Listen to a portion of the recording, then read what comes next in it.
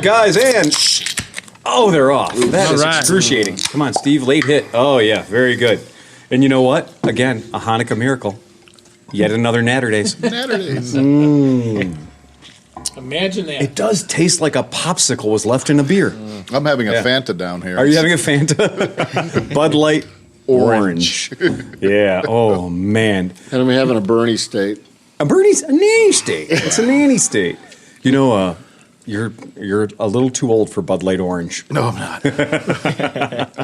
I mean, I'm okay because there's an actual flamingo on a pink can, which is perfect for my collection of Aloha shirts. For when you retire down to Miami. Yeah, exactly. You're not a 22-year-old girl.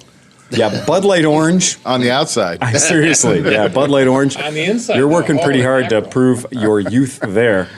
So podcast number 268, we're going to start doing that now. We're going to start letting people know what podcast we're on. Just because they could be like, fuck, dude, no, 268, I already listened to that. Screw it. I'm not going to listen to it again. Because they all sound the same, exactly. So the next 3 podcasts will be 268. Right. You can't listen to the first 10 seconds of our podcast and be like, oh, yeah, I know that one. Because generally it's us introducing ourselves and, horse shit. And we're going to fuck with you anyhow. We are probably going to fuck with you. Yeah, we might throw in 3 or 4 different 267s just to screw with our listeners. To my immediate left is... Dan Kromke. Hello, Dan. Let's go. And to his left... Chris Smith. He's drinking my Woodford Reserve. And delicious. I poured myself a Woodford Reserve, and then I had to take a call from my mom, and I was like, oh, shit. But I still have the elixir of life from Portland. And that's another Portland miracle, is the cocktail that wouldn't die. Yeah. So I was like, I'm not going to leave that. Nobody's going to drink it because it's in a Coca-Cola, like in a 1-liter Coca-Cola bottle. How crazy is it that you're still trying to drink up the leftover alcohol from 2 weeks ago? I'm trying to literally, because I don't waste shit. I'm Scottish, we right? had a good quantity. So, yeah, and we did have a good quantity. The picture of the back of our trunk. One time we hit the brakes, and it sounded like we were driving a beer truck. It was pretty rattly. Well, and once again, thanks to Jonathan Sawyer for the gift of the Red Weller. Yeah, the Red Weller. My goodness gracious. Mm-hmm. What a delicious That's a high water mark for me. That was a bourbon to die for. Goodness gracious. That was really John, a very generous gift. We know your world is topsy-turvy right now. Yeah. But we feel for you. And you got a friend at ClevelandMoto. You got a friend at ClevelandMoto. Yeah, that's exactly You right. got a bunch of friends you do. at ClevelandMoto. Well, most of whom you don't want to know. But that's drinking out of my league. It really was. That was drinking above my pay scale. So, holy mackerel. Well wonderful. done. Thank you very much. And it's pretty nice that we're slumming with the Woodford Reserve. Yeah. Woof. Exactly. And to his left, Nick Divitto. Sitting behind a plate of sausage. Yeah. Sausages. Nick, why is Cameron not here tonight? Oh, he's busy with work stuff. We've noticed that Cameron does not show up unless he comes with you. Like that. So is he really nervous about getting a DUI? Is that the deal? He's like, he works in the automotive industry. Maybe. He's an automotive writer. And you can't come to this podcast and not drink a little bit. Well, didn't he say a couple weeks ago that he was quitting caffeine? Oh. So maybe he's He did afraid say of falling asleep. Yeah, that could be it. know. Yeah, and that drive back to Akron at night could be enough to make him. And that's a little bit of a run. Yeah, it is. It's not close. Yeah. No, not for nothing. But I'm not scared. No, you're not scared. Fucking clearly, dude. Be bold. Have Fiat will travel. The Night Rider! I'm the knight that rides at night. So that's okay. That's cool. So did you Fiat power tonight? Yeah. It's falling apart though. 140,000 miles. That might be the life expectancy on the little it's not good. Mexican-built It's making a lot of Italian noises. car with a Polish transmission. Yeah. I'm coming for you, Bronze. So now that's not an Abarth, is it? No. Okay. All right. It's just a regular Fiat. It's just cute. But it's sporty. Yep. Yeah, but 140,000 miles. Now you do autocross that, Is right? that a record for Fiat? It might Maybe. be. No, I did a couple of rallycross events with it, Okay. so that probably didn't help. The It doesn't help it. suspension. No. But I've got a ball joint. I just got a replacement because it's got the control arm. The ball joint is built into it. You can't replace just Get the out of ball here. joint. So I Really? had to, So you have to replace the whole can't press control it arm? nope, you got to replace the entire control You know, it's arm. actually easier to do that because I just did that on Yeah. my Altima. Yeah. And it was like, well, for a little bit more money, you can just buy Get the the whole whole thing. control arm with the ball joint in I- it and just swap the whole thing out. Right. I bought a control arm and with the new Fiat ball beat you to joint. that punch. But I today I actually took the wheel off and I Right. looked at what I need to do, and I actually need to remove the entire front subframe in order to get to the bolt to remove the front through the front bushing. Motherfucker. Let So, that which Fiat hath assembled, so that- no man Exactly. disassemble. That might be a project for Sunday, or Yeah. maybe I'll just put Or up for a with the- podcast. If you Maybe. can you Fuck, just man. cut it off with cutting torches and then weld it all back together? No, you don't want to get that much heat anywhere near a Fiat. Seriously. Any part, if you're welding over here, the back seat could be on fire because there's That's very no possible. mass in between to act as a heat sink. Everything on that car is wet or Well, thin. and if you just give it the slightest hint of an excuse to catch on fire, I'm sure it would take it. It would take it and run. If you hit Please. 150,000 Kill me miles, now. it's going to be like Mercedes gives Yeah. people like a free car at $1 million. Right. Yeah. Like Right. 150, they're going to be like, "Sir, we need to talk." I need to you." start. I feel like freaking out. Fiat wants to see this car in their lab. put it Do you know that? How did one- You guys did see the thing where Toyota bought back a 1,000,000-mile Tundra? Yeah. So there's a 1,000,000-mile Tundra, which Tundras are made in Texas, and it was one of the new ones, the 2008s and later. And it was a hotshot driver for the oil industry down there, and he was moving big pumps around from location A to location B, and put 1,000,000 miles on his 2008 Toyota Tundra, and they took it in and they did forensics. Autopsy. Wow. Yeah, they did. And the fucking thing was still running, of course, but with 1,000,000 miles on it. And the thing that I loved is the commentary is that, the driver's a big fella, so the seat didn't hold up as well as we thought, because you can't test for 1,000,000 miles of asses getting in and out of a seat in a pickup truck. And the remarkable thing is, original motor, original transmission, original all of the above. It looked pretty good. Looks too. fucking It's- great. Yeah, right. Yeah, I because saw it's the in pictures. Texas and there's no Yeah. salt. Right. The only thing that'll kill a Toyota is Cleveland. Yeah. The Al Qaeda's still running them around, but Cleveland will murder one in a year and a half. Yeah. Perfectly happy in the desert. Yeah, oh yeah, they'll take all the Abrams desert. can't blow it up, but Yeah, but the salt eats it Do you up. guys remember my poop-colored Tundra? Yes. So my poop-colored Tundra with the V8 in it that I bought in San Diego after it had been actually rolled over, meaning like it had been upside down. It was owned by the Al Qaeda. No, I mean, it was owned by a guy named Chewy that was about 400 pounds. Oh, nice. Right. He was, see. So, Chutacos? yeah, Chutacos. And there was somebody else's driver's license in the armrest. Oh, perfect. Yeah, that was his, in case of emergency driver's license. But yeah, he had a whole big family and the whole deal, and that was his San Diego vehicle. And, we drove it back. It was one of those ones, the AC worked fantastically, but the heat was worth shit. Typical San Diego vehicle, right? And got it back home to Cleveland and then proceeded to drive it for another 5 Well, you years. have to figure the heater core would just get completely plugged up from never being used. Ever. It was never cycled. But once we kind of dug into it a little bit, it was pretty clear that this vehicle had been rolled over, like the hard way, because the Bondo and everything up in the roof, in the A pillars and the B pillars and everything else. So parts of the truck would fall off when you'd slam the door. Yeah. Pounds. It got lighter every time Wow. you'd slam the door. But the damn thing was a Swiss watch. Yeah. And I mean, I spent Chinese scooter money for a Toyota with a V8 in it and drove it across America and worked my company for years with it. Well, we sold it to our friend Larry from BCF Cycle, who still shows up here in the goddamn thing years later. Talk about unfucking killable. The engine was rated one of the top 10 Yeah, the V8. engines ever made. Undoubted, absolutely undoubtable. Never even hinted at using a molecule of oil. And I would change the oil in it every 6,000 miles like clockwork and only put the best wolf's head in it. It was truly a well cared for vehicle. Why don't more companies look at that motor and say, "Hey, we want to do that too"? Because you got to keep selling cars, motherfucker. You're Doesn't going to go out of make any money. business. Yeah. And I'll to tell- his, oh, yeah, go ahead. I was just going to say, I'll tell you what, that Fiat's unkillable, but only because every time it tries to die, I have to drag it back. You are a fucking cruel fucking doctor. Let me tell you, I've gotten to the point where I can replace a rear wheel bearing in Yeah. about 15 minutes. Yeah, and that little car can see the light at the end of the tunnel, and you're like, "Come back, bitch." Yep. Here's a little morphine. Right, Drag it exactly. back. You'll be fine. Now, what year is that? Is that a 13? It's a 13. It's a Yep. 13. Yeah. So, it's 7 years old now.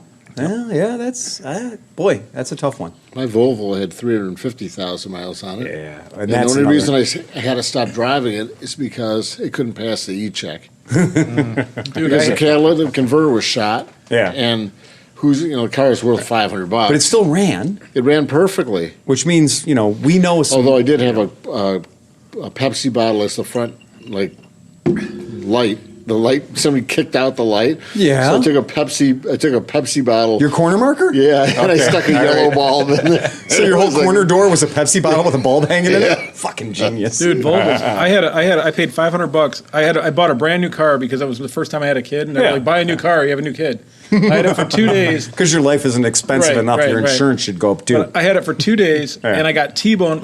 This lady ran a light, hit me, turned me sideways, and then a truck T-boned my new car and pushed me sideways all the way down the entrance ramp. She took off. It was 8 in the morning. I was going to work. Yeah. And this is actually a pretty funny story. So, I'm sitting there. My car is destroyed. Yeah, clearly. The dude jumps out of the truck. He's like, motherfucker, I just got this job. And I'm like, I go, dude, shit. it's not your fault. It's not your fault. Like, the lady hit me, and so I will testify to that. Right. Don't worry about it. And so cops show up, and they're like, yo, I got hit. And you could see, white paint on my car. So you could see that it was hit. And so we're sitting there, and we're taking all these statements, but we're fucked because the car is gone, right? Yeah. And it was over by Northfield Park, kind of in that area. Yeah. And so this Mercedes pulls up, and a guy that looks exactly like Al Sharpton. I was going to say Northfield Park. And he comes out and he's like, ladies and gentlemen, and your officer, he goes, I saw the crime. I chased her down. I got a license plate number. I'm here to testify. Oh, my God. We're like, what? So he gets it down and stuff, and they put an APB out. Right. Please tell me it was a white car. It was a white car. Yeah. It was a lady from Parma that was out partying, and they found her at another bar at 9:30 in the thing. She was Fucking she bitch. blew a 2.8. Yeah, she was laying a drunk on top of her drunk. She was 9 times more drunk than you're allowed to Well, be. yeah, and if you Now I gotta get really drunk. Well, if you ever hit anything when you've been drinking, the best thing you can do is get drunk. Because you can't tell when you've been drinking. BAC can't tell you how drunk you were when you were drunk. Oh, right. So you can say, oh, man, I was nervous. I've been here drinking the whole time. No, I hit a car. It freaked me out so bad I had to go get Yeah, sloshed. right. Yeah. But anyway, so I ended up, I sold Yeah. the car. They fixed it. They gave it back. It drove to the left. I'm like, fuck this. So I got rid of it. Yeah. Bought a $500 Volvo 740 IL. It had 250,000 miles on it. It was a turbo. And I drove it for about 75 before the turbo broke. Okay. So I just took the turbo off. And the car was still a car. Okay, no problem. And then Lack of turbo doesn't stop it from being a car. And then I sold it with 415,000 miles Oh, my on God. it, and my buddy is still driving it to this day, years and years Shit. later. Dude, It's like those- his beater car. Those red blocks are unbeatable. You cannot destroy a red block Volvo and 2.3 liter Volvo engine. It's done. And it's the end of the world if that thing dies. Right, and even if the timing belt breaks, it's a non-interference motor, Get so out it of doesn't here. really matter. So now it just doesn't run. Right. Yeah, and then all you have to do is just put a new timing You put belt a new on. timing And you know, I was really surprised at I lost a timing belt on my 240 at 256,000 miles, or 350. You're supposed to change those every 70,000, right? I don't know when I bought it. I didn't know it had ever been changed. So I And don't in know. Japan, it's every 30,000. Oh yeah.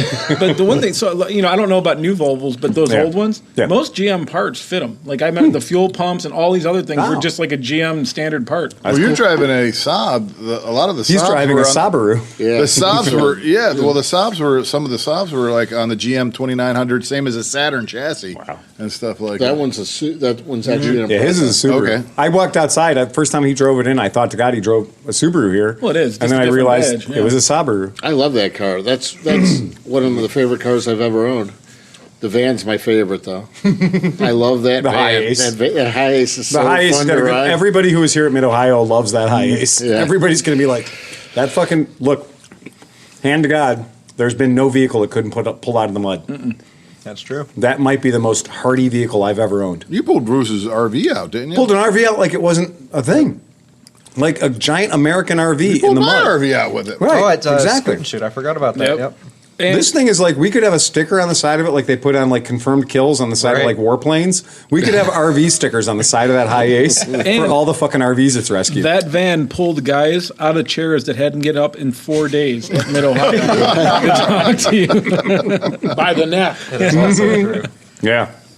And Moto so, Hell. And to his left, I love it. That's what I like about us being on video now, is because now it does put a little bit of a framework to and to his left, Right. 17 minutes into the podcast. Johnny Mac.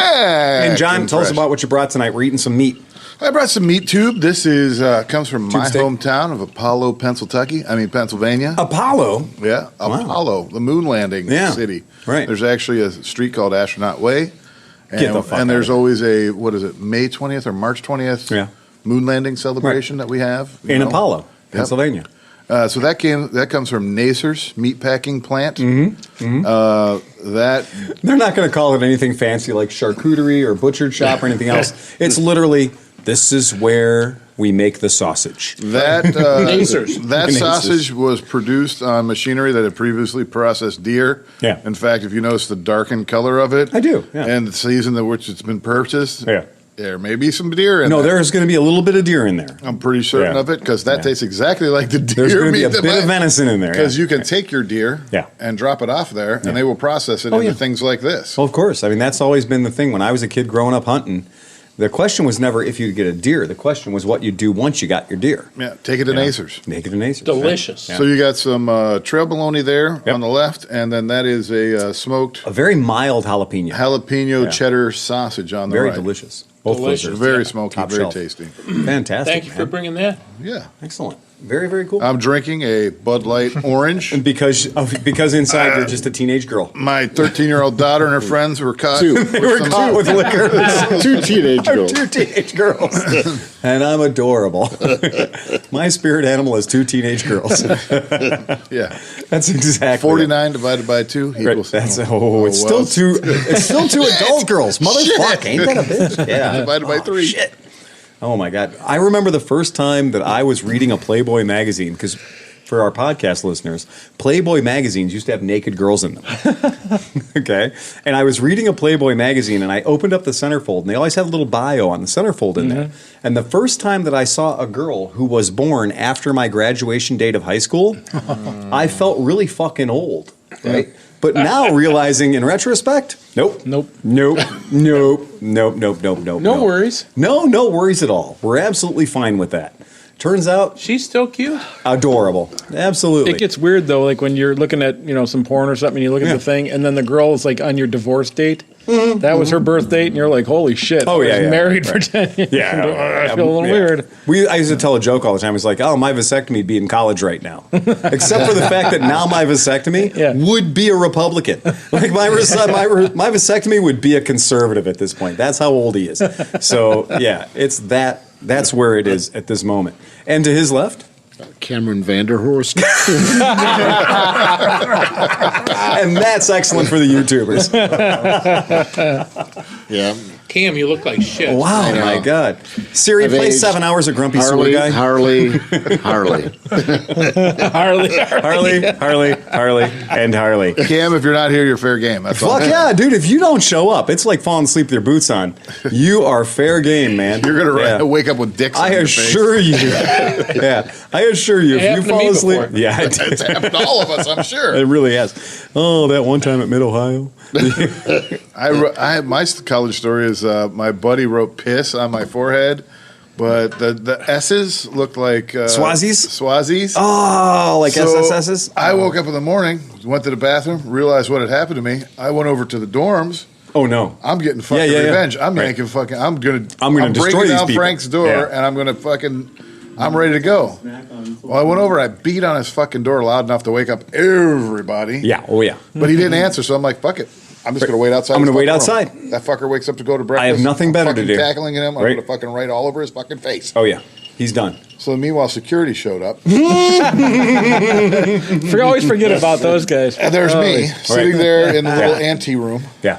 And he kneels down beside me. And he's Yeah. like, so is everything okay, buddy? As he's checking out your forehead.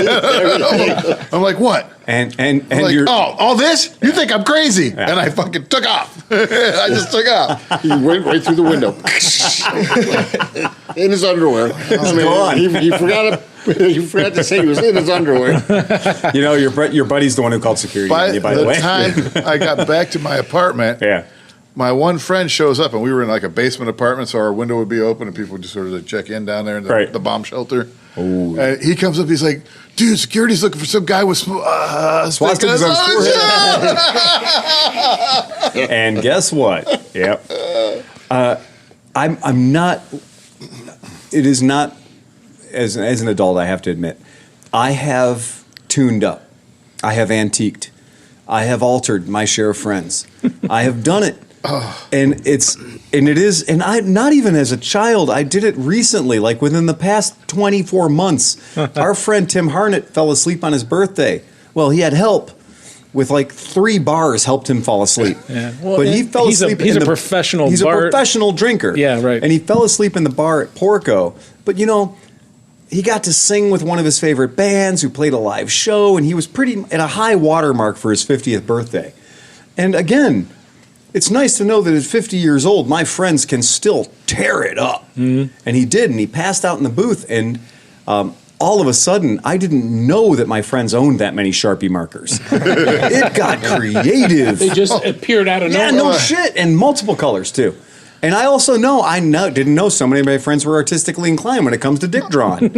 And these guys can draw a cock like a fucking masterpiece. My face was one thing, but then when I went to take a shower, I realized the other places. I'm like, my belly button's been turned into an asshole. A little monkey bending over with your belly button where his nipples. I got nipple rings now. Holy shit. So you'd been done. Oh, I got done up good. Yeah, that night was a night where I was on a roll and whatever, and I would communicate only with the word piss. Oh, okay. So I was just like, piss. And that was I've been what drinking you had. lots of everything. I went out at midnight and bought a keg of beer somewhere. Holy shit. I don't know how I drove. I don't know how I found a place. And you were underage. And I wasn't even 21. Right, exactly. But I came back I carried a keg of beer on my shoulder into the party. Right. Slammed it down, pushed the ball down, and fucking hosed the whole apartment down. Really? Oh, fuck you. Have a beer, everybody. You're an asshole. Let's go. Damn. You're extremely not cool. You know what? I would have written on you too. I got written on. He also pulled condoms out of his butt for 4 days afterwards, but he didn't talk about that. But I never told a soul, so if you want to go camping with me. That's right. The magic thing is, didn't tell a soul. Would anybody like to hear the actual results of our poll? Wait. To his I'm sorry. And to his left. I'm sorry. I thought we did that. You're right. No. Oh, sorry. We got to 25 minutes and we hadn't heard yet. Chris Smith. Cameron Vanderhorst. Oh, that was right. We got to Cameron Vanderhorst. Oh, Steve Hoffert. The grumpy sewer guy. The grumpy. The grumpy sewer guy. I'm not grumpy though. Well, he's not Tired. grumpy. He's just tired. Fucking hell, man. It's hard. It's difficult herding those turds. Yeah, turd. Being a turd herder. Turd herder. Standing at the big pool, getting the big ones to go through. Turtle.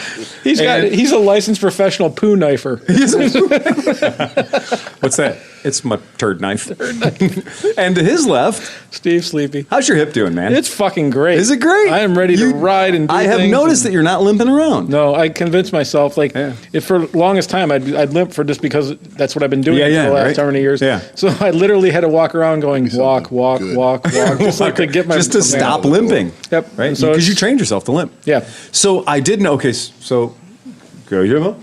Oh, watch out! Don't kick the thing. Yeah, right on. Get Nick a beer too, Get Steve. Nick a beer while you're out. you should have taken orders really when you got up from It's the okay. table. He only has You 2 hands. Piece of shit. God damn it. So you did buy the Honda ATC.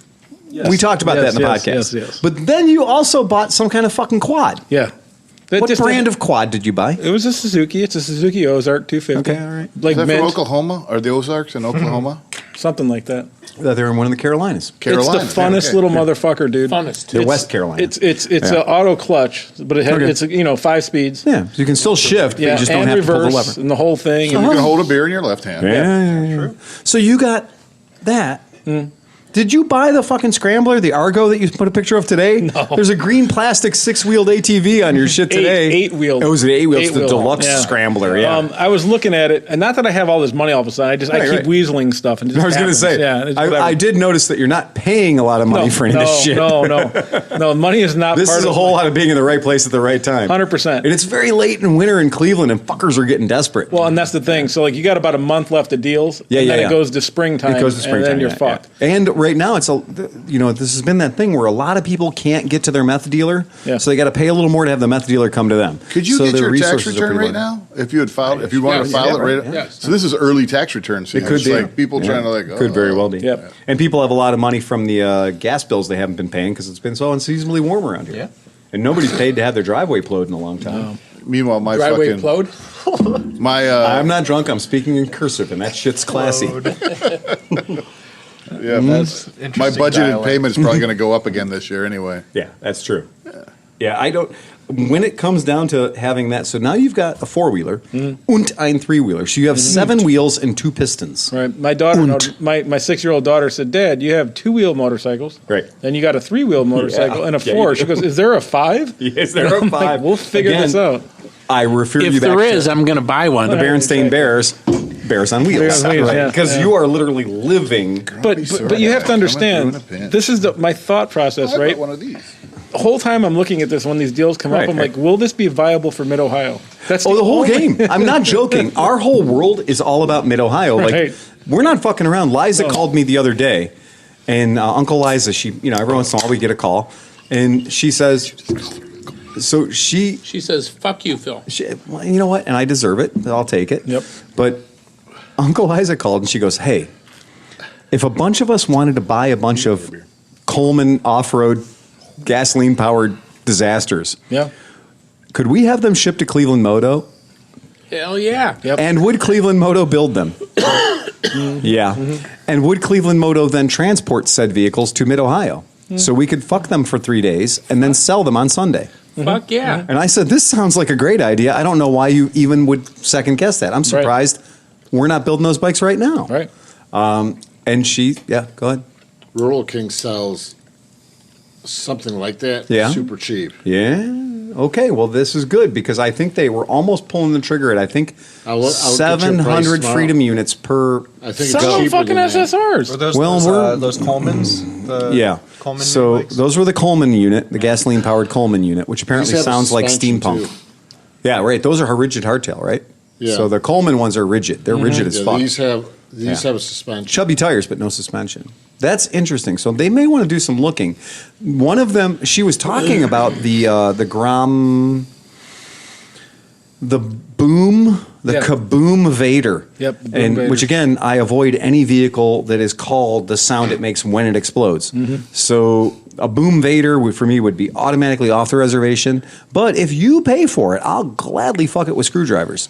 So 170C version is a masturbator. massive.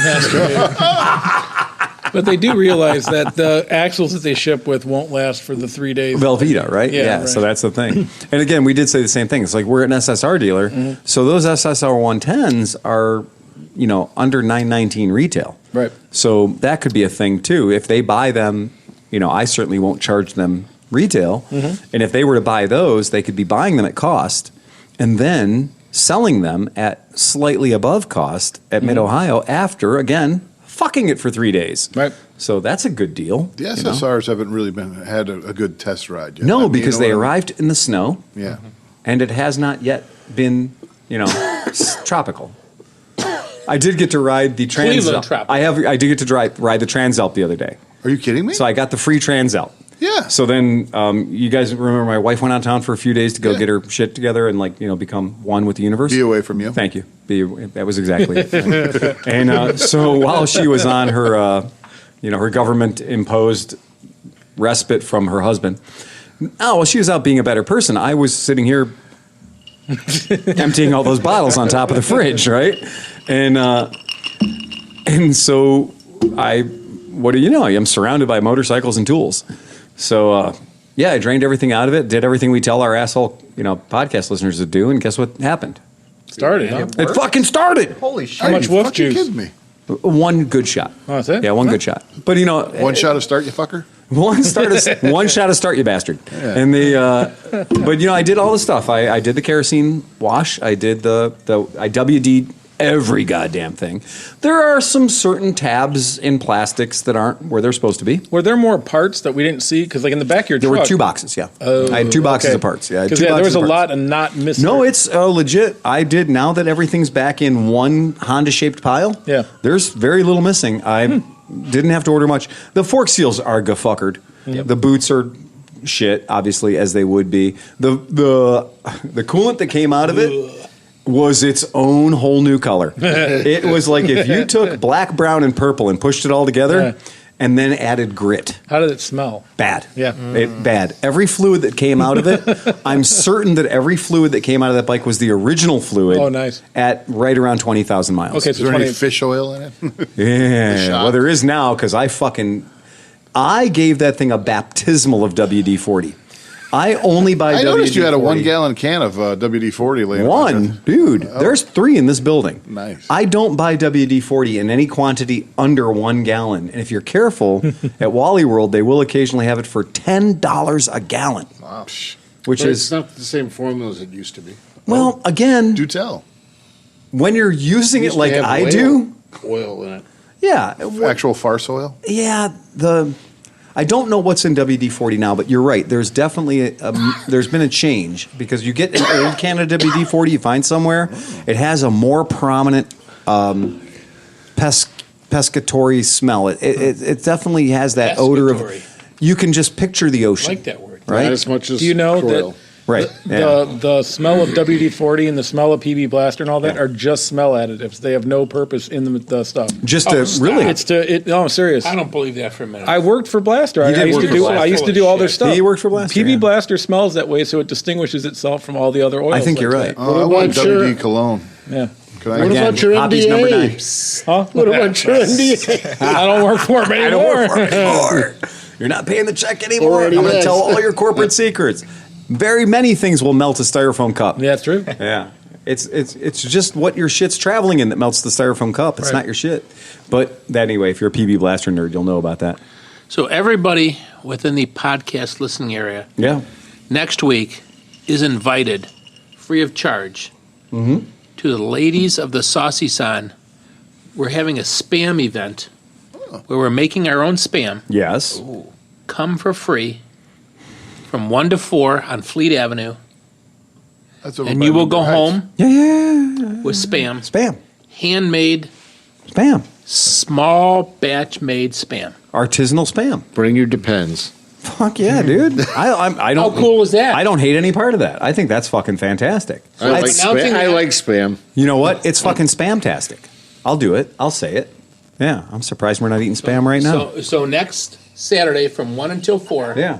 If But you doesn't show Lent up, already start then? Chaos Yeah. Right. Club, charcuterie the charc- hobbyists, and occasional smokers will pay your entry fee, Oh, which is oh. $40 per person, but we'll pick it up.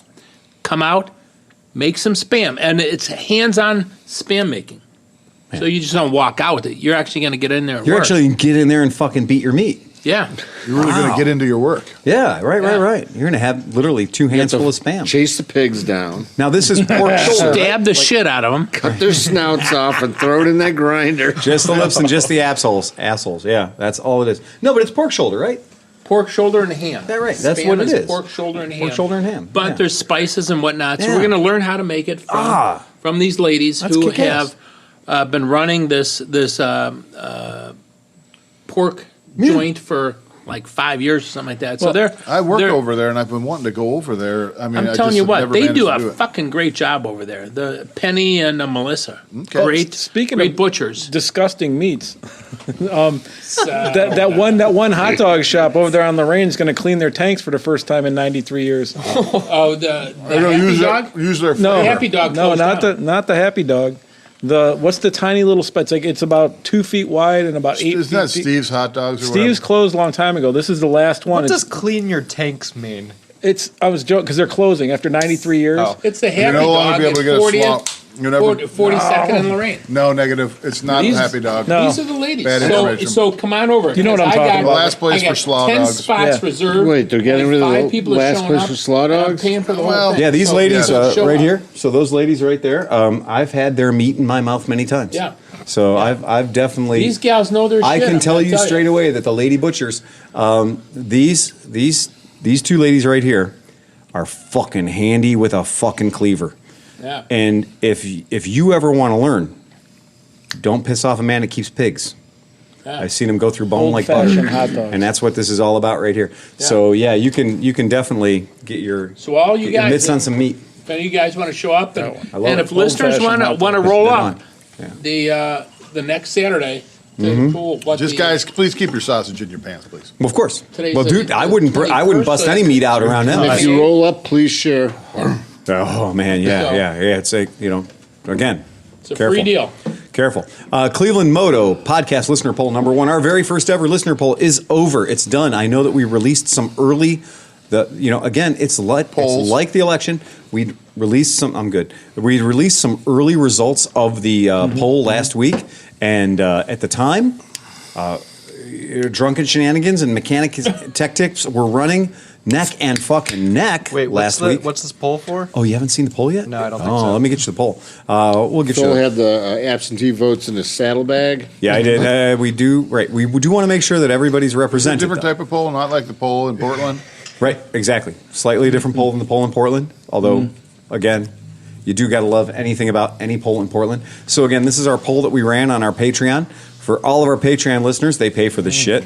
The fancy soundboard, right? The microphones. God, our fans are boring. The awesome shit that's going on. So last week when we released the early results of the poll, it turns out that, in fact, Drunken Shenanigans was winning. Yep. So something happened. I don't know whether No mo. well, the religious right might have caught up with us. They came in a little late to the game. We didn't. Religious wrong. Well, it's also true. The votes from Africa hadn't arrived yet. I did check our podcast standings, and it turns out that, in fact, Absentee voting from the military? yeah, that could be it too, right? So it's done. The poll's over. 41 votes. 41 votes. Again, speaking in Your cursive. voltage regulator is shot. You Yep. better replace it. before your headlights burn out. 66%, a solid 2/3, said tech tips and mechanical input. Ranked in first place, followed Nice. not even closely by Drunken Shenanigans. Sorry, Steve. Third place, Hey, look insider dealer information. And that's why you've switched to beer. Nanny State. Non-alcoholic. Is that non-alcoholic? Oh, man. Yeah, maybe. Woo, non-alcoholic beer. 10%. I mean, that's it. Insider dealer information, 10%. Motorcycle reviews, 7%. And zero, at zero. And this is why I love this. I love this. 0 fucking percent. Motorcycle news and upcoming event. How many voters were involved with this? 41. 40. 41 votes. But is it because So we're it's still not just their going to do what favorite? we want to do, right? I'm sorry?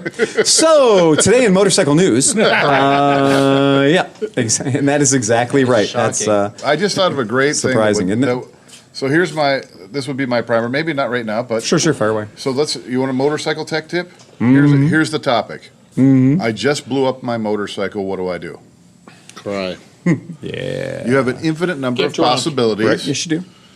The first thing I suggest is to verify that you in fact blew up your Oh, motorcycle.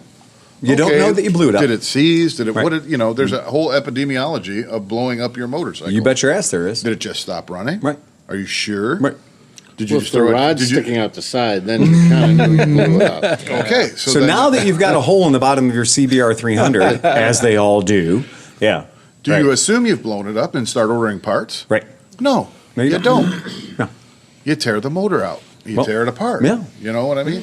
I mean, this is not at all far from what has happened to many of our customers who show up here with a lightly blown up motor. Now, before we get into Yeah. this, Please do. I've had anytime I mention that I have motorcycles, Mm-hmm. everybody and their mother mentions, "Oh, I had a CB750 that I blowed up." And it's like, what the fuck does blowed up mean? Because I honestly don't know. Where are you Well, from? I've never Hawk? blowed up a I've never motorcycle. blowed up a motorcycle. I've never even come close I would to. call blown up Right. as internal engine damage. Or when internal combustion becomes external combustion. Very good. That's my favorite thing. Yeah. When- It's a Sterling motor then. or an event that would cause you to lose compression. Absolutely. Rapid loss of compression. So, maybe I have blown so up a motorcycle. if Yes, you you have. think you've blown up Yeah. your modem, Yeah. modem, Your modem cycle? curse it. Hey. Probably the first Here thing we you should go do again. is test for compression on Right, however many cylinders you have to verify that in fact you have. Oh, yeah, absolutely. The first things that anybody should ever do, if you've got a motorcycle that was working minutes ago and something violent happened and it's not working now, right? And you've stabbed the starter button until the battery's dead, is first of all, look to see if there's anything under the motorcycle that wasn't there a couple of minutes ago, right? Could be a puddle of oil. What the hell's all this shit done? What the hell's all this shit? What son of a bitch left this Fuck here and you. I accidentally drove through it? Did it just puke its guts out? Exactly. Is there a puddle of coolant that wasn't there earlier? Is your motorcycle liquid cooled? Was your motorcycle liquid cooled? Now your motorcycle might be air-cooled, right?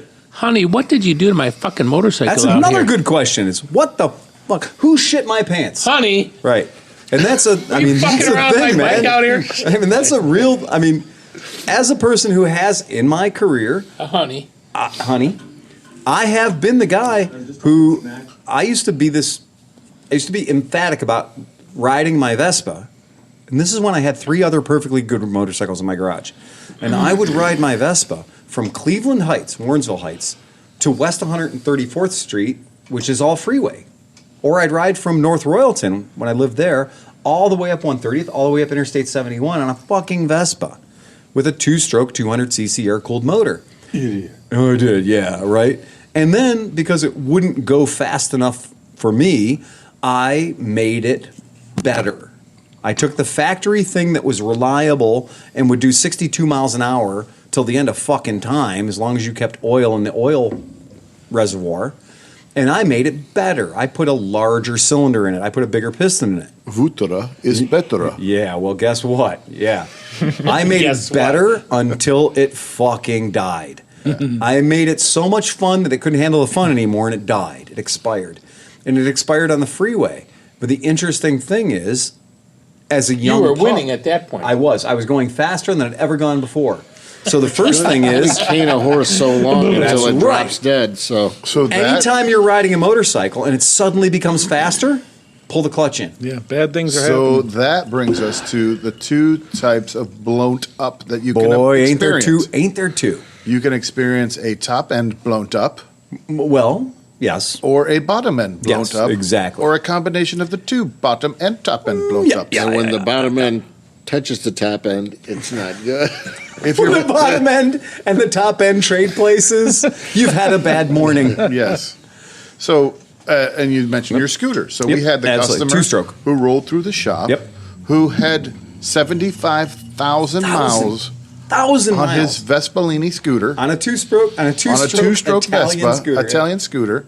And when I spoke with the man prior to putting another top end, Right. because he'd already had 6 other ones on it, Yeah. he said that it was still running the original Vespa crank. Yes, it was. The original The crank. crank had was never still- failed. And for those of you who are fucking nerds, if you do look in the original Vespa manuals from the olden days, it does say that the top end should be replaced or renewed every 10,000 miles. Wow. And that was because back then, 1, it's a 2-stroke, and it's bloody easy to replace the top end. And 2, parts were crazy cheap. And it is not uncommon to see these top ends go 20,000 miles and still be within spec for ring end gap or compression. That's not unusual because of, good oil, good gas, what have you. And as the story would have it, Yeah. I put a new top end on Yep. that. I think it was a Polini 177 or something Yeah, like we did. that. We put a 177 And kit the on it. guy was traveling from Cleveland to Houston. Yeah, he was. On the highway. Yes, he did. Every Achieving minute of speeds it. of, he claimed Yeah. 70 miles an He hour. said he could do 70. Yeah. Oh my god. And this thing And- came in with the giant windshield, all of the luggage. Yeah. You could tell he was clearly a cross-country traveler on a 177cc machine. I mean, as far as I could tell, what blew the top end up Yeah. was, I think, his. His giant balls kept hitting the fucking top end of the piston. He got stuck in the air, and his engine studs, the cylinder studs, They backed I think off a little backed bit, off yeah. a little bit. And it got an air leak. I put a little bit of Loctite on them. I cranked them. I took the studs out, Yep. Loctited them, put them back Yep. in, put everything back together. You got it. I think God he we developed trust. a little air leak. His head got loose, Yep. and put them back together, and he fucked off, and we never heard from him again. So, Until, He's down in Tennessee. no, he got to Texas. And so we heard from him again Okay. in Tejocs. So Okay. he made it from Cleveland to Texas in one sitting. okay. So he because- broke it in and wrote it all. The fucking way. So I'm not a shitty mechanic. No, and we broke the bike in at the shop. So the way that when John replaced the top end on the bike, it came in with like 22 psi. So it came in with clearly fucked top end. there's more to this There is story, more, but yeah. go ahead. Oh, yeah. Well, he Yeah, did but there's your more. repair after you did the repair and re-snugged the studs down and everything. I put a whole new top end. Yeah, on. that dude seriously fucked off to Texas Okay. in one go. It's amazing. Yay. Well, But so go ahead. So where is that top end now?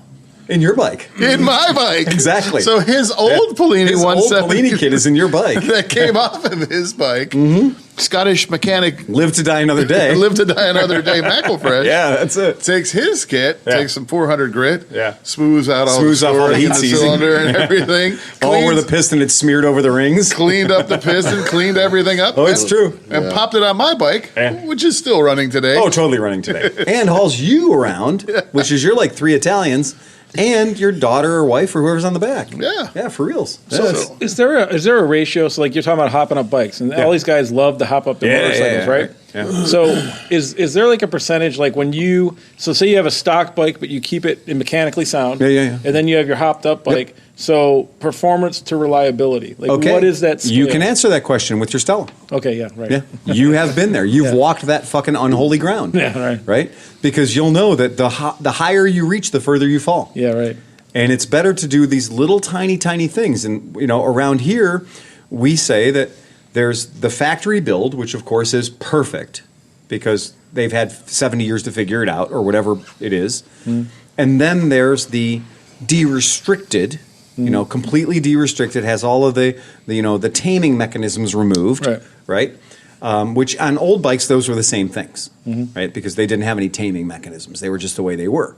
But then, like, for instance, I hate to do this to the motorcycle listeners, but the Stella was a motor scooter. And you didn't have to be gay to ride it, but it helps. Yeah. And the Stella motor scooter, when it came in, because the Indian people had the bike for many, many years outside of the control of Piaggio, they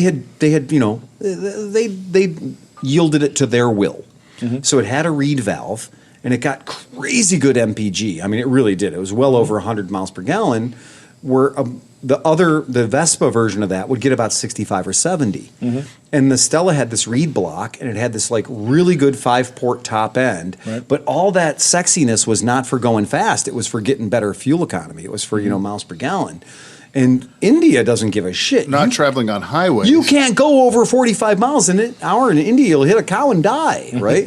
There's things there to keep you from going fast, and it ain't the speed limit or the cops. It's shit you could hit and die. Yeah. And cool. Yeah, like right? And you might get somebody's arm that reincarnated fell down off if or- you hit a cow. You don't want to get reincarnated down. That would be a bad thing. Most of us we really can't really afford to give that up. We're barely walking upright as it is. So all these Stellas would come in, and it turns out we'd figured out ways to kind of like, juice them up a little bit, or maybe kind of like bring them up to a less restricted standard. Right. And it turns out that, with super minor things like getting the catalytic converter, which is an unnatural act anyway. So getting a catalytic converter off of any vehicle you have Put is a going pipe on it. make it better. So we'd put like a little Ceto Plus pipe on it, or just like a factory pipe on it. But a Ceto Plus pipe would just make it a little bit happier. And then we'd get rid of a lot of the obstructions in the airway. And then we'd upjet it a little bit to bring it up into so it wasn't so thirsty for gas. But you're not really changing the But we're not mechanics. changing anything mechanically about the vehicle.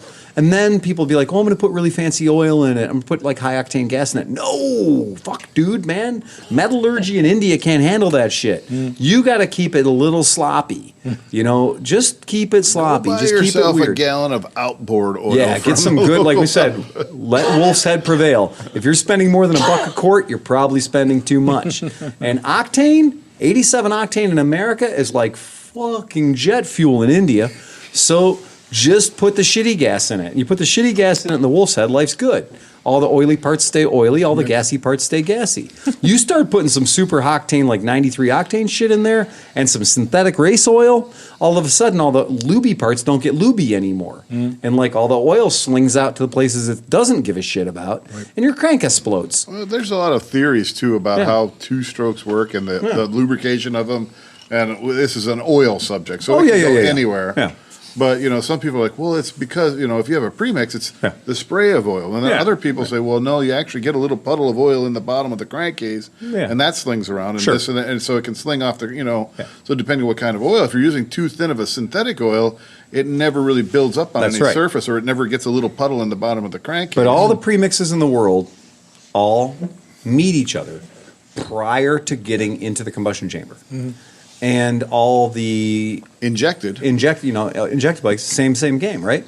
And so premixes and injecteds. I like injected better for this. Yeah. Because injected is not mixed with the fuel. Right. So it will not wash off. A lot of people credit engines running to 200,000 miles plus these days as not having the oil washed off the cylinder liner.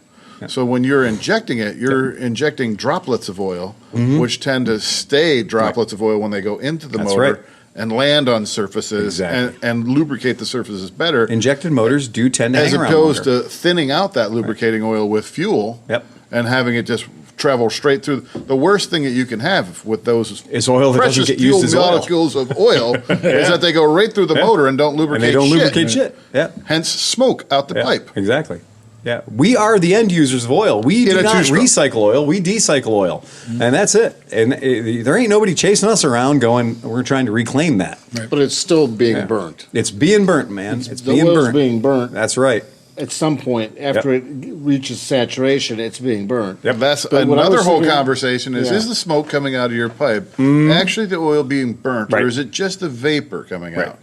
And I believe at the second it pops, you're actually lighting that. The oil is burning. Yeah, the oil's going You're burning oil and fuel, and that's burning the oil. And I guess otherwise you wouldn't end up with carbon built up in a two-stroke. So back to the two types of death that an engine can suffer. Let's return this back to blown up motor. So there's top end death and there's bottom end death. Now bottom end death is pretty simple. Bottom end death is the mechanical part of a motor that is the crank and any crank related item. Connecting rod. So connecting rod, crank itself, lower end of the. So if you picture a piston, there's a piston there at the top. There's a connecting rod, aka con rod.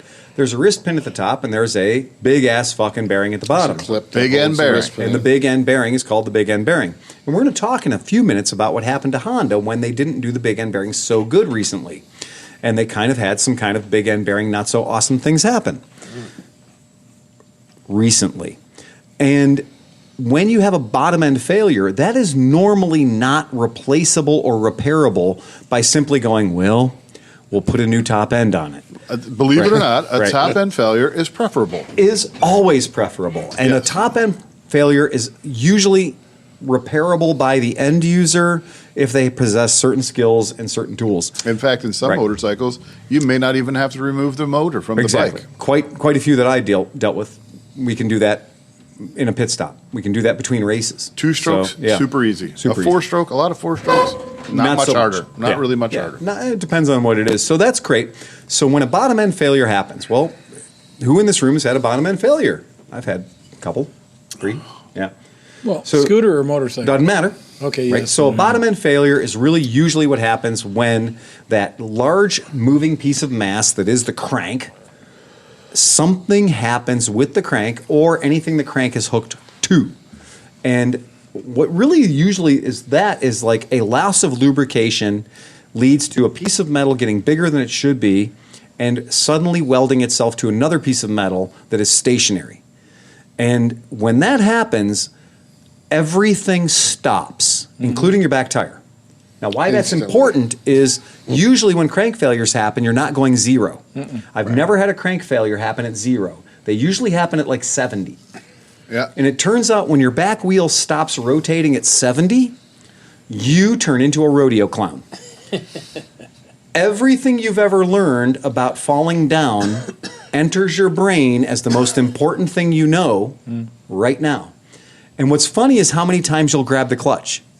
Because you think that might help you. And in some bikes, it might. In some bikes, it might. In other bikes, no, it won't help you. So that's. I just hope it doesn't. Theoretically. Release. I mean, I would say to rather have it locked up and slide to a stop than to have it get sideways and then let loose. Well, we always say the one thing that we know is going to happen is you're going to stop. On my Vespa, if I did not grab the clutch when the engine seized, and I did slide around for a ridiculous amount of time before it tossed me off. But it was wet, right? 1 second. It was wet. 1 second, 2 seconds, 3 seconds. No, it was a ridiculous amount of time. I went at least 2 miles. You're an overachiever. On the back tire on a vintage Vespa, if you grab the clutch, will it release? It will. It will. Okay. It will. So on a vintage Vespa, yes, it will. It's your fault you wrecked. Right. Because it just so happens that on a vintage Vespa, that the location of the clutch is located between, So it will on most motorcycles, it will release, and on some motorcycles, it won't release. And I can tell you that it does work because I had my daughter on the back of my Stella after the thing, and I forgot to put the plastic cover over. Oh, the shroud, the heat shield? Yeah. I was like, the heat shroud. I don't need this thing. Look at how cheap it is. They can't do anything except cool the entire motor. Right. So it was riding the best it's ever ridden. It was doing so like fast. 70, and then it smoothed out. It was like, oh my god, it must have really broken. It hit right when it hit 12. When it hit 1199 degrees, it was awesome. 1237 degrees. Because it's Shit plasma. gets It was running on amazing. plasma. It was a plasma burn. But I freaked out because I was like, oh gosh, she's on the back. But I grabbed the clutch and we just. Yeah. And what's fun about it is for that like 3 seconds, your piston actually goes back in time. Mm-hmm. Yep, exactly. Yeah, it's the greatest thing ever. That was not the case when I seized a Honda CT90 at full tick. Exactly, which with in that an auto case, clutch, there's nothing to grab. Unsavable. So I was lucky enough that I was actually going around a bend. Yep. And it just sort of kicked out to the side, and I kind of was like, "Rrr," and it came this way, then it came this way, then it came this way, and then "Rrr," and I ground to a stop. Good for you. Wow. Stayed on top. Wow. That started at 45, maybe 50 mile an hour. And a very skinny tire. Yeah, very skinny tire. That was But a real push. couldn't you push the pedal down? Dude, if you got enough presence to push that No, thing I'm down just the saying, cunt would here that that you have to release push it, it though? down. I mean, would that Yeah, release because it? on a CT, Maybe yes, maybe no. Yeah. Okay, I'm just so saying, would when it- you're I on don't know if it would. when you're on a CT90, I mean, I'm infinitely familiar with CT90. Yes. So sometimes you can't even downshift if the motor's under a load. Right, So if exactly. you're going down a hill and the motor's wound up, you can't push the pedal. You actually have to give it the gas a little bit to and be it's a able to. blonde one between clutch and gear change. Yeah. Yeah, it is literally that much No, between Steve. clutch and gear change. No. Oh, you could do it. But what if you ended up in the next lower gear? Well, that's all you. I mean, I was in fourth gear. Because I do that by fucking accident Yeah. when I'm on those bikes anyway. Yeah, but at any rate, so yeah. Yeah. Shit's fucking weird, man. Okay, so when you blow a top end, it's great. So let me tell you guys how that goes. The best one I had was going super fast. I was riding this bike at like an incredible speed. This was a Kawasaki H1. And Jeez. yeah, I was really Widowmaker. moving. I was hauling the mail, as Chris would say. I was really hauling the mail. And Doing the ton. I did. I was doing the ton and change on a. I like the way you tried to slip your meat in his mouth. You know what? It's like a cat. He had those whiskers there from his mustache, and like those cat-like whiskers warned him of an impending penetration to his eye, through his fucking talking hole. That was really good. Hoffert has left his seat. He literally got out of his seat. John literally disgusted him out of his seat. This is delicious meat. It is delicious you fucker. meat. I don't know why you wouldn't want that in your mouth. Bad. So What the hell's the matter with you? as I was proceeding down the interstate at an unknown velocity, because the Kawasaki speedometer from 1973 is super not reliable, right. but I was bouncing the needle off of the end of it and having a really good time. And I had just put this set of factory brand expansion chambers on the factory brand has nothing to do with the actual factory of Kawasaki. Kawasaki had no knowledge that these things were being done, but a company called Factory. Think of how devious that is. Yeah. What pipes you got on your bike? Oh, they're Factory. Factory of fucking idiots, like factory of bad ideas. These were expansion chambers that you could actually, with one wrench, take the silencers off of. Were they Denkos or something? No, they're factory brand. Factory brand, dude. I mean, Were they say it DG? again for the cheap people. Were they fat cats? Dude, they were factory, bitch. I'll bring it up on the screen if I have to. So Bring it up. what you could do with these things is you could take a 10 millimeter wrench, put a 10 millimeter wrench in your pocket, you know, because those don't exist. Right. And you could put it in your pocket you or can steal find it from a your 10 friend, millimeter. right? Or steal it from Home Depot. And then when you got to the place you didn't care about life anymore, you could twist the bolt on the silencer and slide the silencer off the stinger and slide the silencers into your jacket pockets. Oh, wow. Because the silencers they're pretty small. They probably smell really good, too. Yeah, it doesn't matter. Again, this was the 90s. I didn't give a fuck. Right. Right? I wasn't trying to impress anybody. And pro tip, if it's cold, those silencers are probably pretty warm. Oh yeah, for reals. And they're a little, the oil, as long as you wear all black clothing, nobody knows. Right. Johnny Cash taught me. You could throw them in the fire, burn them off, clean them out. Get all the coke so out I had taken the silencers off because it sounds better with no silencers. Coke. And so it's just stingers. And I'm ripping down the road, and I just done some rejetting on my factory home-built dynamometer. No. I was doing jetting like this.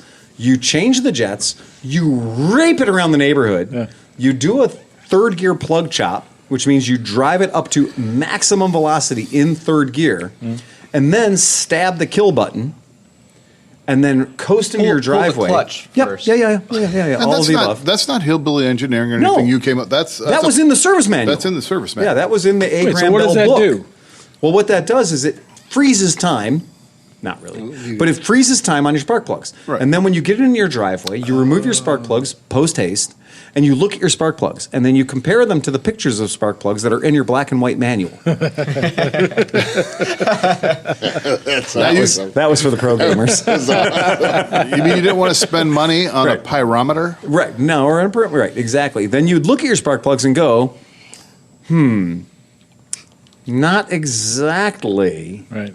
And so that's the trick is you don't want Eminem and you don't want Barry White. You want Michael Jackson. Right. Circa 1988. Right? There's a color thing, right? And that's what you want. Right. And if you get that color, then you know your bike's running pretty much right. Right.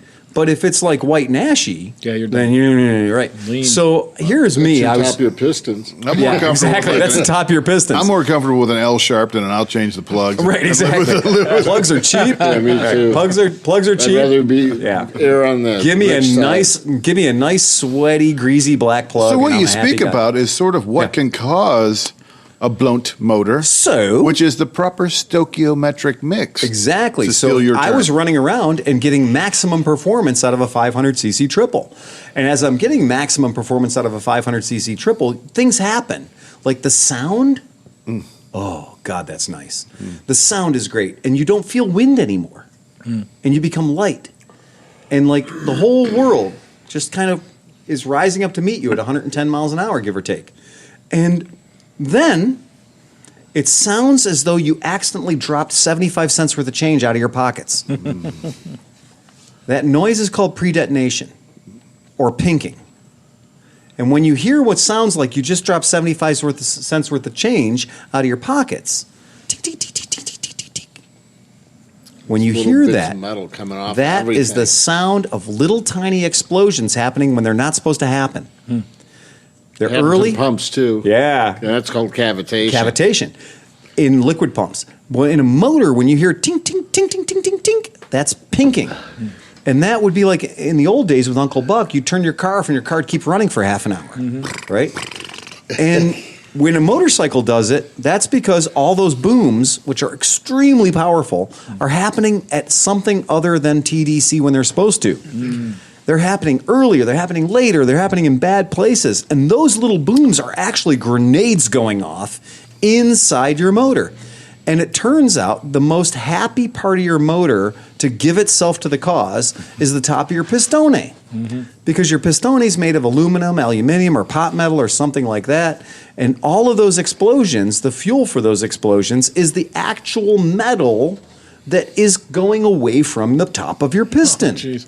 So every time you hear a bang or what sounds like a pink, a little tink, tink, tink, tink, is a little explosion of material from the top of your piston, which used to be piston, now it's fuel.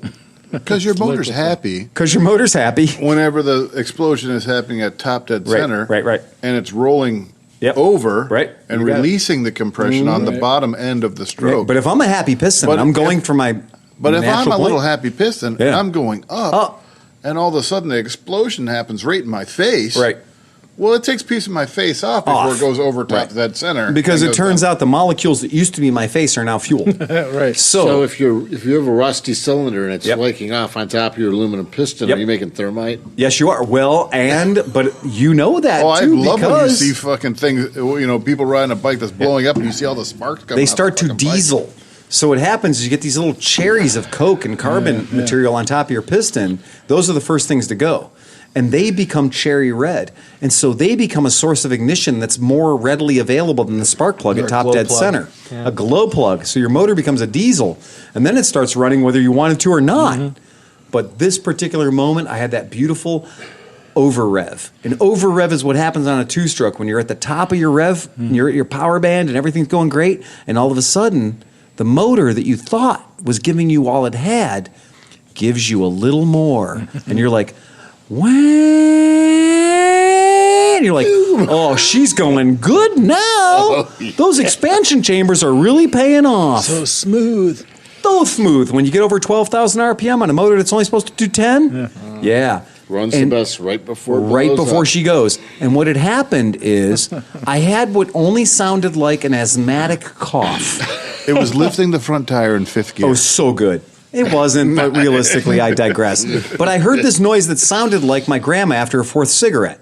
You know, and that was my middle piston getting lighter. And everything that used to be in the middle of the top of my piston went out my tailpipe. Because a two-stroke doesn't have valves. In liquid form. Yeah, a two-stroke doesn't have valves. So two-stroke has no valves to keep the embarrassment inside the cylinder. The embarrassment goes out the exhaust. And people behind you are like, dude, that was a big sparky thing came out of your tailpipe. It looks super cool. Like a firework just went off out of your tailpipe. Well, now you have a two-cylinder. And it turns out that a two-cylinder, when it's pushing around a third cylinder, is not just like 66% as powerful. No. And so I limped it home on like 11 HP and making horrible smells and bad things happening. But I did get it home because it's a multi-cylinder engine. And I got it home, and it didn't take long to realize that I had fucked that motor proper. That is a top-end failure. The other thing that can happen in a top-end failure is when heat happens more slowly. And when heat happens more slowly, everything that gets hot gets bigger. Ask your wife. Now, when things get bigger and they get hotter, what happens is the tolerances between those items disappear. This is just a real quick thought that I had brought up. You know, people talk about you got to warm your motor up before you ride it. Yeah. Well, that doesn't seem to make much sense to me. Because a cold motor, everything is unexpanded. No, the whole world fights to keep motors cold for speed runs and speed trials. Yeah. If you start your motor up and rev it up a little bit, you're not hurting anything. Well, except for if the oil's not where they're all supposed to be. Phil. Yeah. Well, I'm thinking about a four-stroke. Me too. And are we talking that a four-stroke, after 2 or 3 revolutions of the motor, has not pumped oil up to the top end of that motor? I mean, is it a VFR? It could take 20 minutes for the oil to get there. I'm just saying. Well, I mean, but also if the piston is smaller than it should be, it could be rattling. Well, I know Subarus. I see what you're saying. Like a piston wobble. So the motor was built to certain tolerances at a certain temperature. That's right. You're well below it, so now your tolerances are too gapped out. So you've got too much tolerance. Isn't this everything that's wrong with internal combustion engines? It's rattly. Right? Yep. So they're rattly until they're too tight. So like you have to engineer it to work at negative 32 degrees and at 70 degrees and at 130 degrees and then at 300 degrees. Well, that's the whole point of liquid cooling. Piston. Right. Liquid cooling is to keep your engine narrow that in a very narrow temperature band, so that we can design it with certain tolerances, and it can stay at that right temperature where those tolerances maintain themselves. Right. If anybody who wonders why I'm so excited about the advent of electric motorcycles, it's because all of this shit will become like reading the Old Testament. None of it will apply to me. And because we have to consider what our ancestors have had to do since the idea of making an explosion happen, Diesel and Mercedes and all these people that brought us the idea of internal combustion. Wow. I mean, we were joking about the boxer motor, the diesel motor that the pistons actually fire the reverse against each other. boxer. The the reverse boxer. And it's so weird that the internet listens to everything we say, because the other night I was on my YouTube at home, and what came up but like how this works. And I was like, the fucking internet's listening to everything we say and suggesting that I need to know more about it. But yes, the idea of a reverse boxer or a literally punching each other pistons. Opposing pistons pistons are pushing into each other. Yeah. And like the idea of internal combustion, when we think about heat management, if we want to ride something for a good long time, we want to keep it stock. If we want to jab it with screwdrivers and make it go faster, then we are dancing with the devil. We might fuck ourselves right in the ass. The main thing is heat management. Yeah. And the main key to heat management is cooling and stoichiometric mix. Absolutely. Stoichiometric mix is 14.7 parts air for every 1 part fuel, and it's been determined that that's the correct ratio that you can achieve the maximum amount of thermo explosion for value of parts of air going in and parts of fuel going in so that you get a good clean burn. I have a question about that though, because I think the problem with my Vespa, and we talked a lot about two-strokes up until this point. Sure. I think the problem when I seized the Vespa, and fell off, the problem was it was running too lean, right? So it was running hotter than it should be. Yes, they usually are hotter than they should be when they seize. Yeah. But I know a lot of modern, well, even in the 70s, like the CB750s, as they went on, they went leaner and leaner to meet emission standards. How do those four-stroke motorcycles not seize when it's forcibly run lean? They do. And this is a big problem. So as we work on motorcycles that get older and older and older, there are rubber pieces, right? And there are metal pieces, and there's metal pieces of different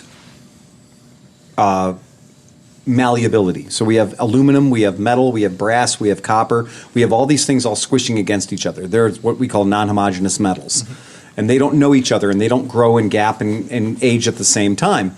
And when we get a motor that's 30 or 40 years old, no matter who built it, these gaps all get bigger with time. And then all the rubber things, they start to crack and deteriorate, and air gets in. And then the more air gets in, the hotter they run. Right. And if they were already running lean to begin with, as we add more air, they get fucking leaner, and they become worse. And so, again, the Transalp I just resurrected, that son of a bitch, the air intake boots on that thing, the boots where the carburetor mounts, they were fucking spider webbed. So I pulled these things off, and they were like super duper brittle. And so I took them off super duper careful like, and then I put wintergreen on them, and literally dumped them in wintergreen oil for 2 or 3 days to try and get them to kind of become supple again. Because it turns out that parts from the 80s aren't super easy to get. Cheers to you, Mark McDermott. Yeah, thank you, Mark McDermott. And in heaven, I hope you're hearing, or wherever the fuck you might be.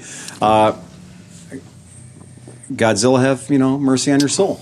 The Mark McDermott taught us the wintergreen trick, and you can take really shitty dried up rubber as long as it's all there, right? And you can fucking dip it in wintergreen oil, and it turns out that wintergreen oil is kind of the magic elixir for old rubber parts. What do they sell? Do you just buy wintergreen? Yeah, dude, go on Amazon and type in wintergreen oil. Okay. And anytime if your wife's into like aromatherapy or essential oils, and she's paying $26 for like a gram of wintergreen oil, right? And you can buy a 55-gallon drum of it for $93, you're gonna make her feel like a fucking proper fool. I'm that dumbass. Every morning I share a little aromatherapy. I'm gonna tell you. Me too. My wife likes the fucking veggies. When I first got my CB750, that was me. I went to like Walgreens or wherever the fuck, and they have this aromatherapy section. They sell these little vials. A little vial for like $12 or something. Yeah. I did price it out one time, and you can buy 55 gallons of wintergreen oil. Wow.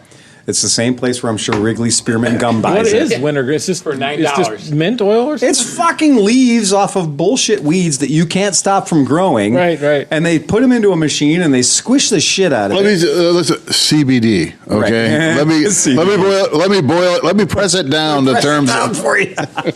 But yeah, wintergreen oil is super cheap if you buy a lot of it.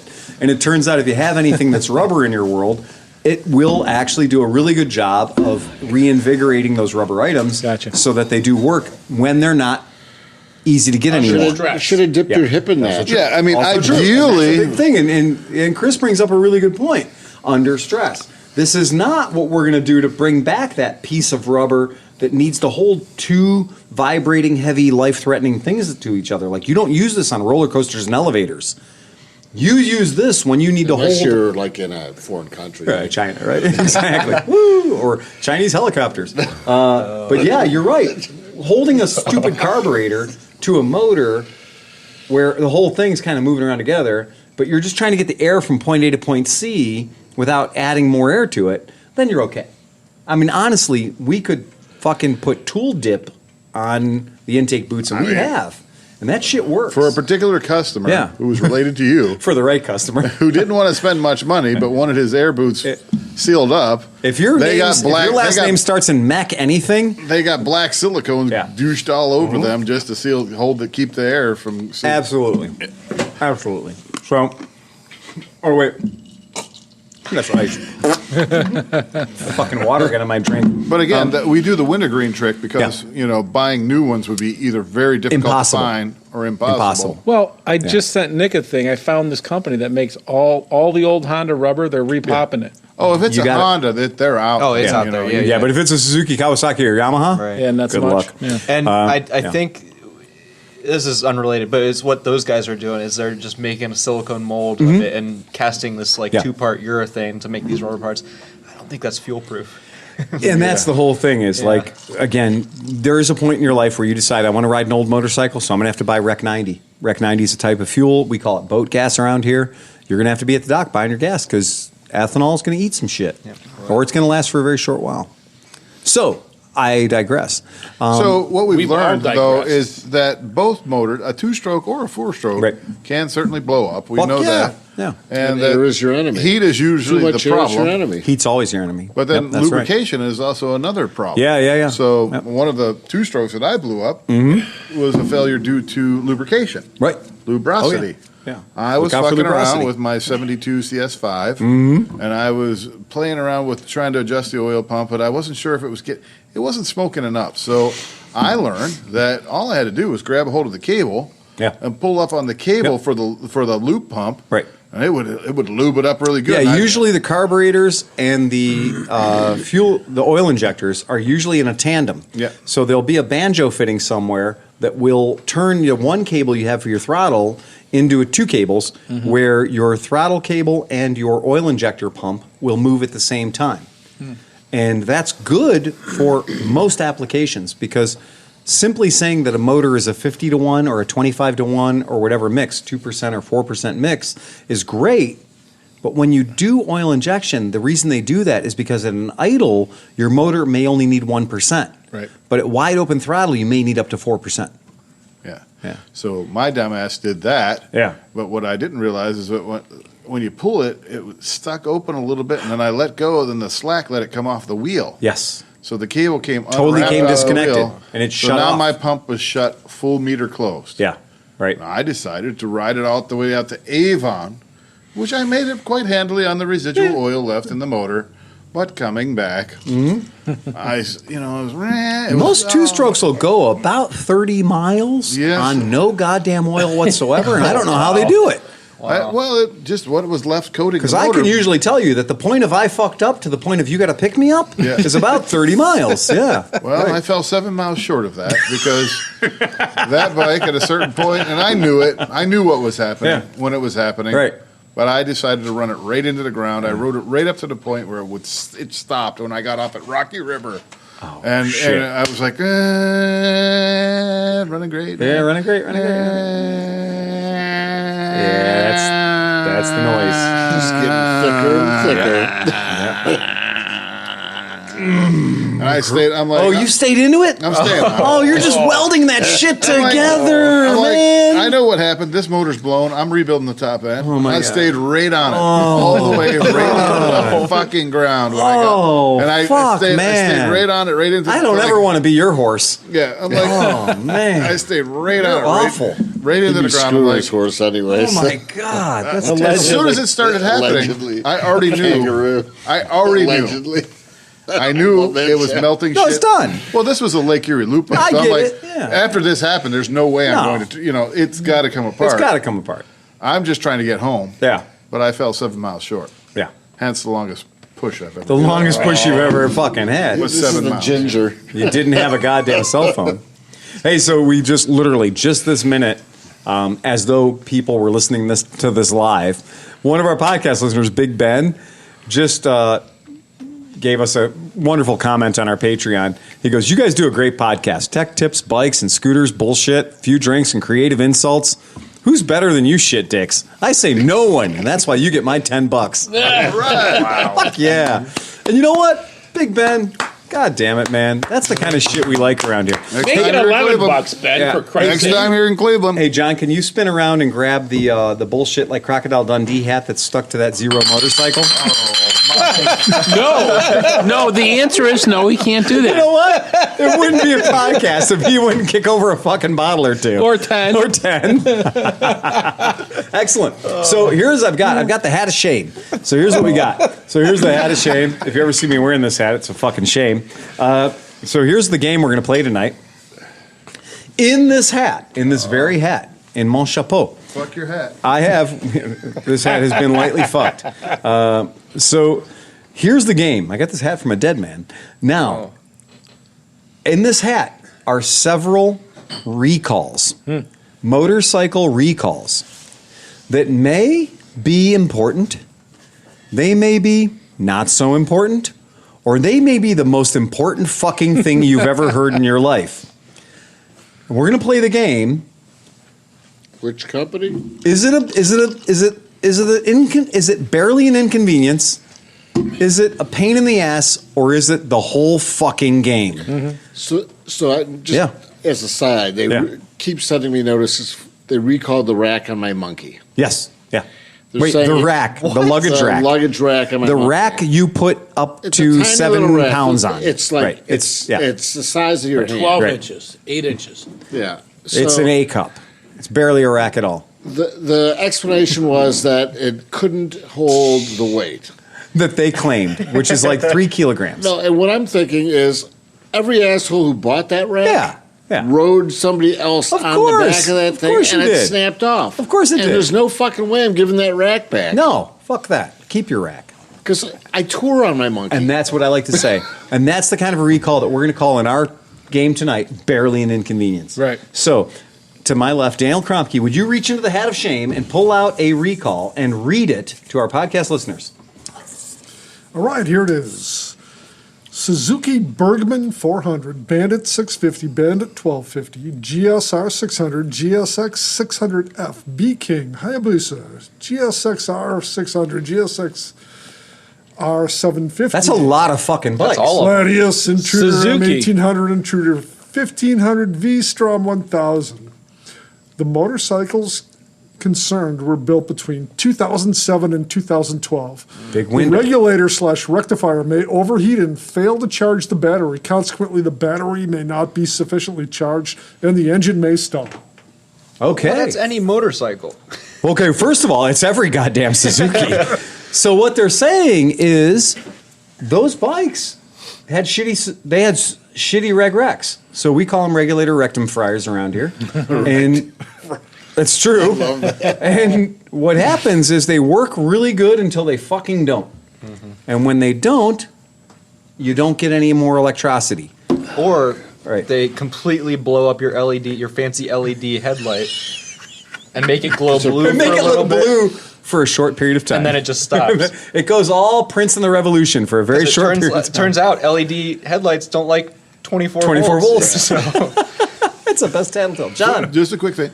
So you may notice that we switched from talking about blown up motors Right. to something totally different, Right. which is fine. We could talk a lot more about blown up yeah, motors, yeah. and we will on the next podcast. All right. To Right. be continued. To be continued. Oh my God, yes. Well, again, Or anytime we need Right. some more filler. we're here. Well, Again, they just the use- last thing our podcast listeners wanted to hear was tech tips. Right. And mechanical but shit, right. you might have just created the new segment. Yeah. Get blown. I thought that What have you blown today? was. Wait. Am I mistaken? I thought that's what they wanted to hear, more tech tips. No, they were saying the least thing they wanted. What came in lowest on the spectrum?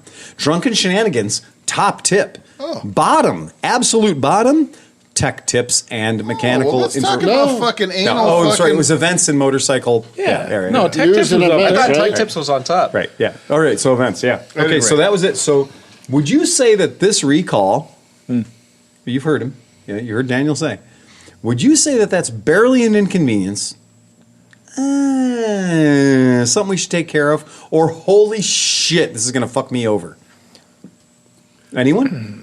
That's a lot Anybody? of shit. I mean, Well, like I said, there's I would 3 say- different levels of annoyance. My opinion is you take care of it at your convenience. yep. And I mean, for Suzuki, that's a holy fuck thing because that's a lot That's of bikes. If you're getting tons a of free- bikes. If you're getting a free one, you might as Go well ahead, take John. it. That's probably, I'm not going to, it's tough because I don't own a lot of new bikes. Right. So if I had a new bike, Well, that bike's not even new. Those bikes are fucking 10 years old already. Right. Yeah. I'd probably be like, I'm not going to do anything about it till it fries. And then It's I'm going to goddamn near every Suzuki. The thing with that issue, though, is that it's going to work until it doesn't. Yes. And when it doesn't, the worst it's going to do is leave you stranded Yep. and blow out your Yeah. bulbs. Well, that's what I have. it. My Super Tenere right now But has remember, a recall. bulbs are on the same circuit as your CDI. So Yeah, that's true. But they issued a recall for apparently a wire or something going in can oxidize or can do something, and then it's not going to blow up your ECU, but it just might disconnect it or something. But I'm not having the problem, and I can't find a Yamaha dealer to do it. There's no Yamaha dealers anywhere around Cleveland Wait till we anymore. get deeper in this hat. So what I can tell you guys, if you guys want the answer, here's the answer, is it's barely an inconvenience. It turns out that, yes, in fact, your battery will die. We've had many customers show up with this very problem. And replacing the voltage regulator is literally 2 10-millimeter bolts. You know, get your 10 mil out, back them out, pop out the new voltage regulator in there, and life is good. You're back to the races. As long as the bike doesn't die while you're going 90 miles an hour, you're okay. Well, and if I'm you're- pretty sure that's a really standard voltage regulator, like the Well- because I did the one on my CB1. The good news is you can go to your Suzuki dealer and get one for free. Oh, okay. So check your VIN, call your Suzuki dealer, and make sure that your bike isn't one of the ones I mean, mentioned. if you're leaving for a trip, you Yep. might want to take care of it. Well, again, Right. Or take an extra one with you. by the time we get done with this game, you guys are all going to have a different idea about recalls. Why can't it be like a passport? A battery and a Right, headlight is your yeah. voltage regulator. Then there's that. Yep. Unregulated. Unregulated. Yep. So. And Check I your like to water call in your attention to battery, the fact though, that 'cause Chris it Smith's boils wearing it a out. delightful British Triumph Bonneville sweater. Oh, wow. A jumper today. Yeah. Jumper. It's a jumper. It's a fucking sweater. Yeah. Look, if you're wearing a British jumper, you should call it a jumper instead of a sweater. Yeah. Wow, there's a lot of bullshit on this one. Yeah, I know. They all are. This is what recalls are, man. They're bullshit. Harley Davidson touring and softail models, FLH TCU, Okay. FLH TC, Okay. TC, That's just your. I mean, all those are Road Kings, so you're all in FLHTs. Yeah, touring bikes. TCL, Yep, all touring bikes. FLH. These are big twins. TCUL, TC, Oh, this is all the big twins. FLH TK, FLH TKL, Yep. FLH TP, Are you fucking shitting me? This is every It keeps single going. big block Harley. FLHX. Keep just skip to where there's no longer FLs. What about the FLPOS? It sounds like motorcycles built from 17/7/15, so that's probably July 17th, Oh, I 15, thought Okay. seven- 1776. That's American. through May 20th, 16th, Yep. outside of the USA. Okay. So They remember lose- that Harley Davidson does build motorcycles in other countries.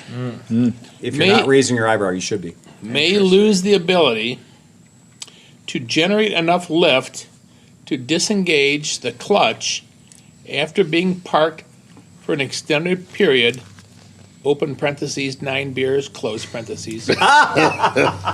If this condition remains undetected, open parentheses, Yeah. 2 more beers, close parentheses, it could lead to a loss of control Right. of the vehicle, Yeah. open parentheses, 1 more beer, close parentheses, when it's either starting in gear Right.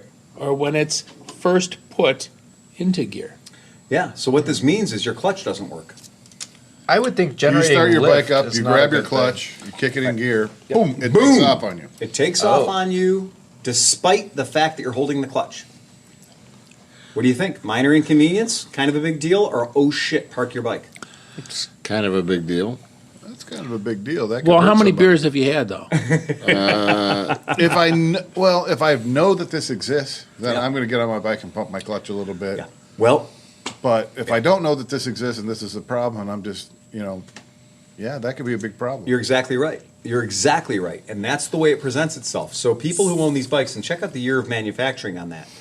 So if I got lucky and I got a soft one where it was like I grabbed it and it kind of wanted to take off on me, but it wasn't enough that it was a full like take off on me thing, and I didn't, like I got. So lucky what year is and on that, Daniel? 2015 to 2016. Exactly. But only bikes built outside the USA. No, it's actually not outside. It's inside too. It's inside and outside. So we've dealt with this before. And the way this works is the Harley Davidsons of that era, the way the clutch was set up is if they've been sitting for a real long time and they don't have any pressure built up in them, it takes a few squeezes to get them ready. Is that so to 9 speak. beers? Oh, yeah, it could be. But here's the problem. Your bike's been... Can you name a part of the world where you may have not ridden your bike for 3 months? Cleveland. Yeah. Yeah. And when you go out to your bike that you haven't ridden for 9 months or 3 months or whatever, and you go out there and you turn the key on, you press the start button, You're like, I really want to go to Smedley's tonight. and the bike's in neutral, everything's fine. Okay? Everything's fine. The bike starts, it does everything that you think it's going to do.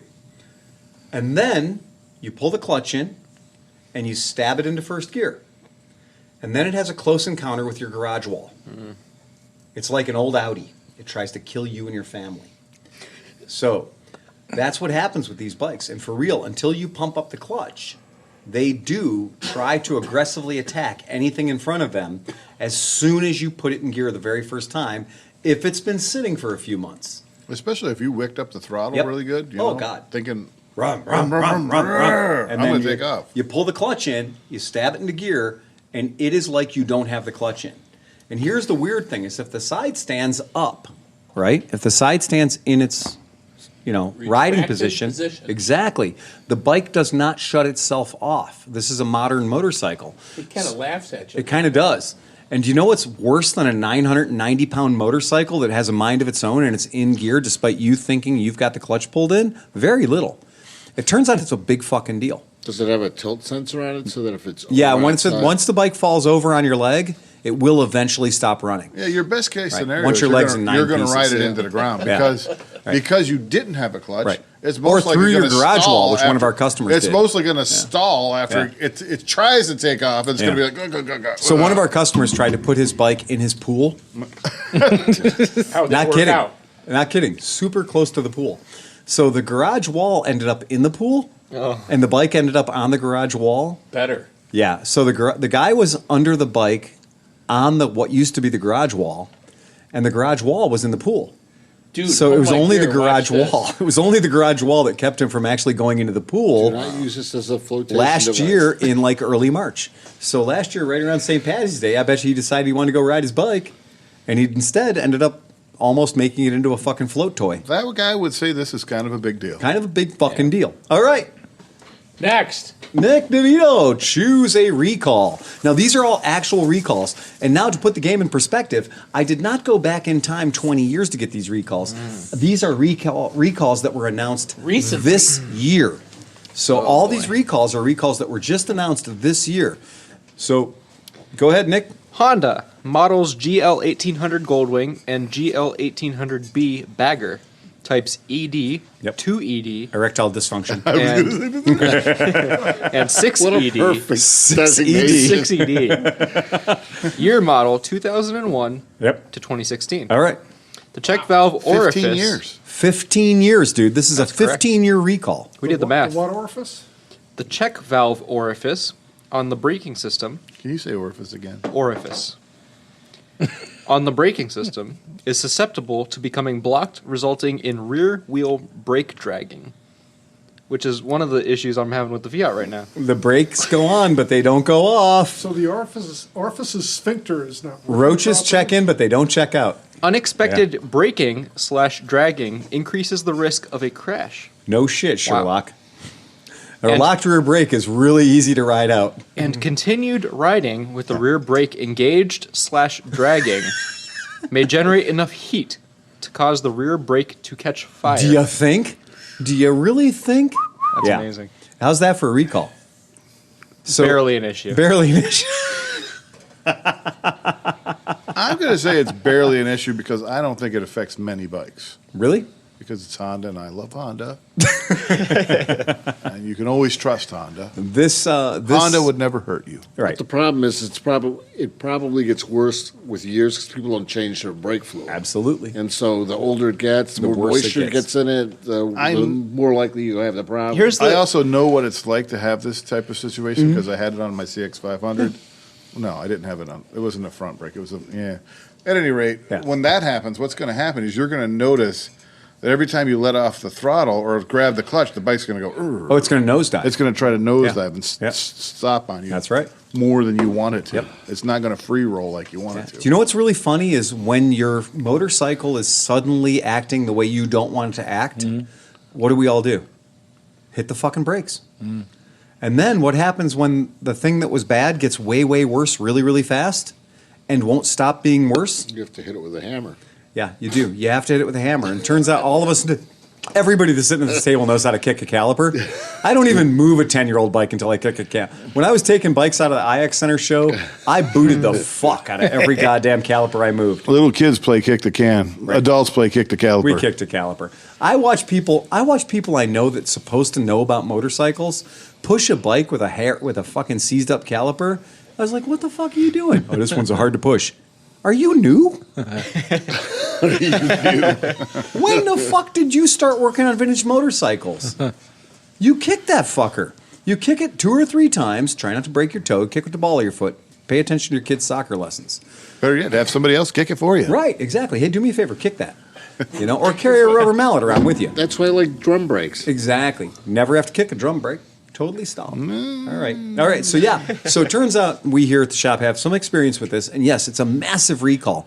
And this recall is a big fucking deal for Goldwing owners because it's all great until it fucking ain't.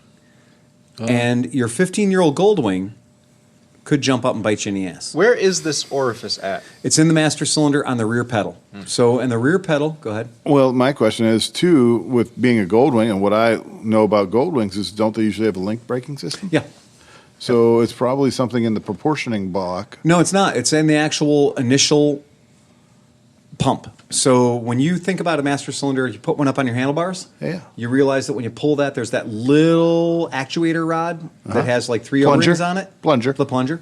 So that actuating rod with 3 O-rings on it, the biggest circles on it are the ones that are the return circles. Those are the ones that are getting clogged.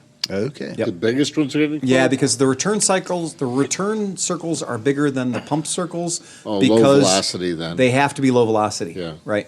So, and the thing, it's more important, I know it sounds weird, but it's more important that it releases than it pressurizes. Well, yeah. Yeah. Well, if you ever, any bike I've ever taken apart, I buy a new bike, not a new used bike, old bike. And if it has hydraulic brakes or hydraulic clutch, I take the thing apart and I drain it all out. Absolutely. But if you ever have done that, the garbage that's in the garbage that's in the Master of the- is psychotic. It is. Yeah. What's in the Master, even after 5 years, is disgusting. Yeah. Go ahead, John. You're next. These are recalls, people.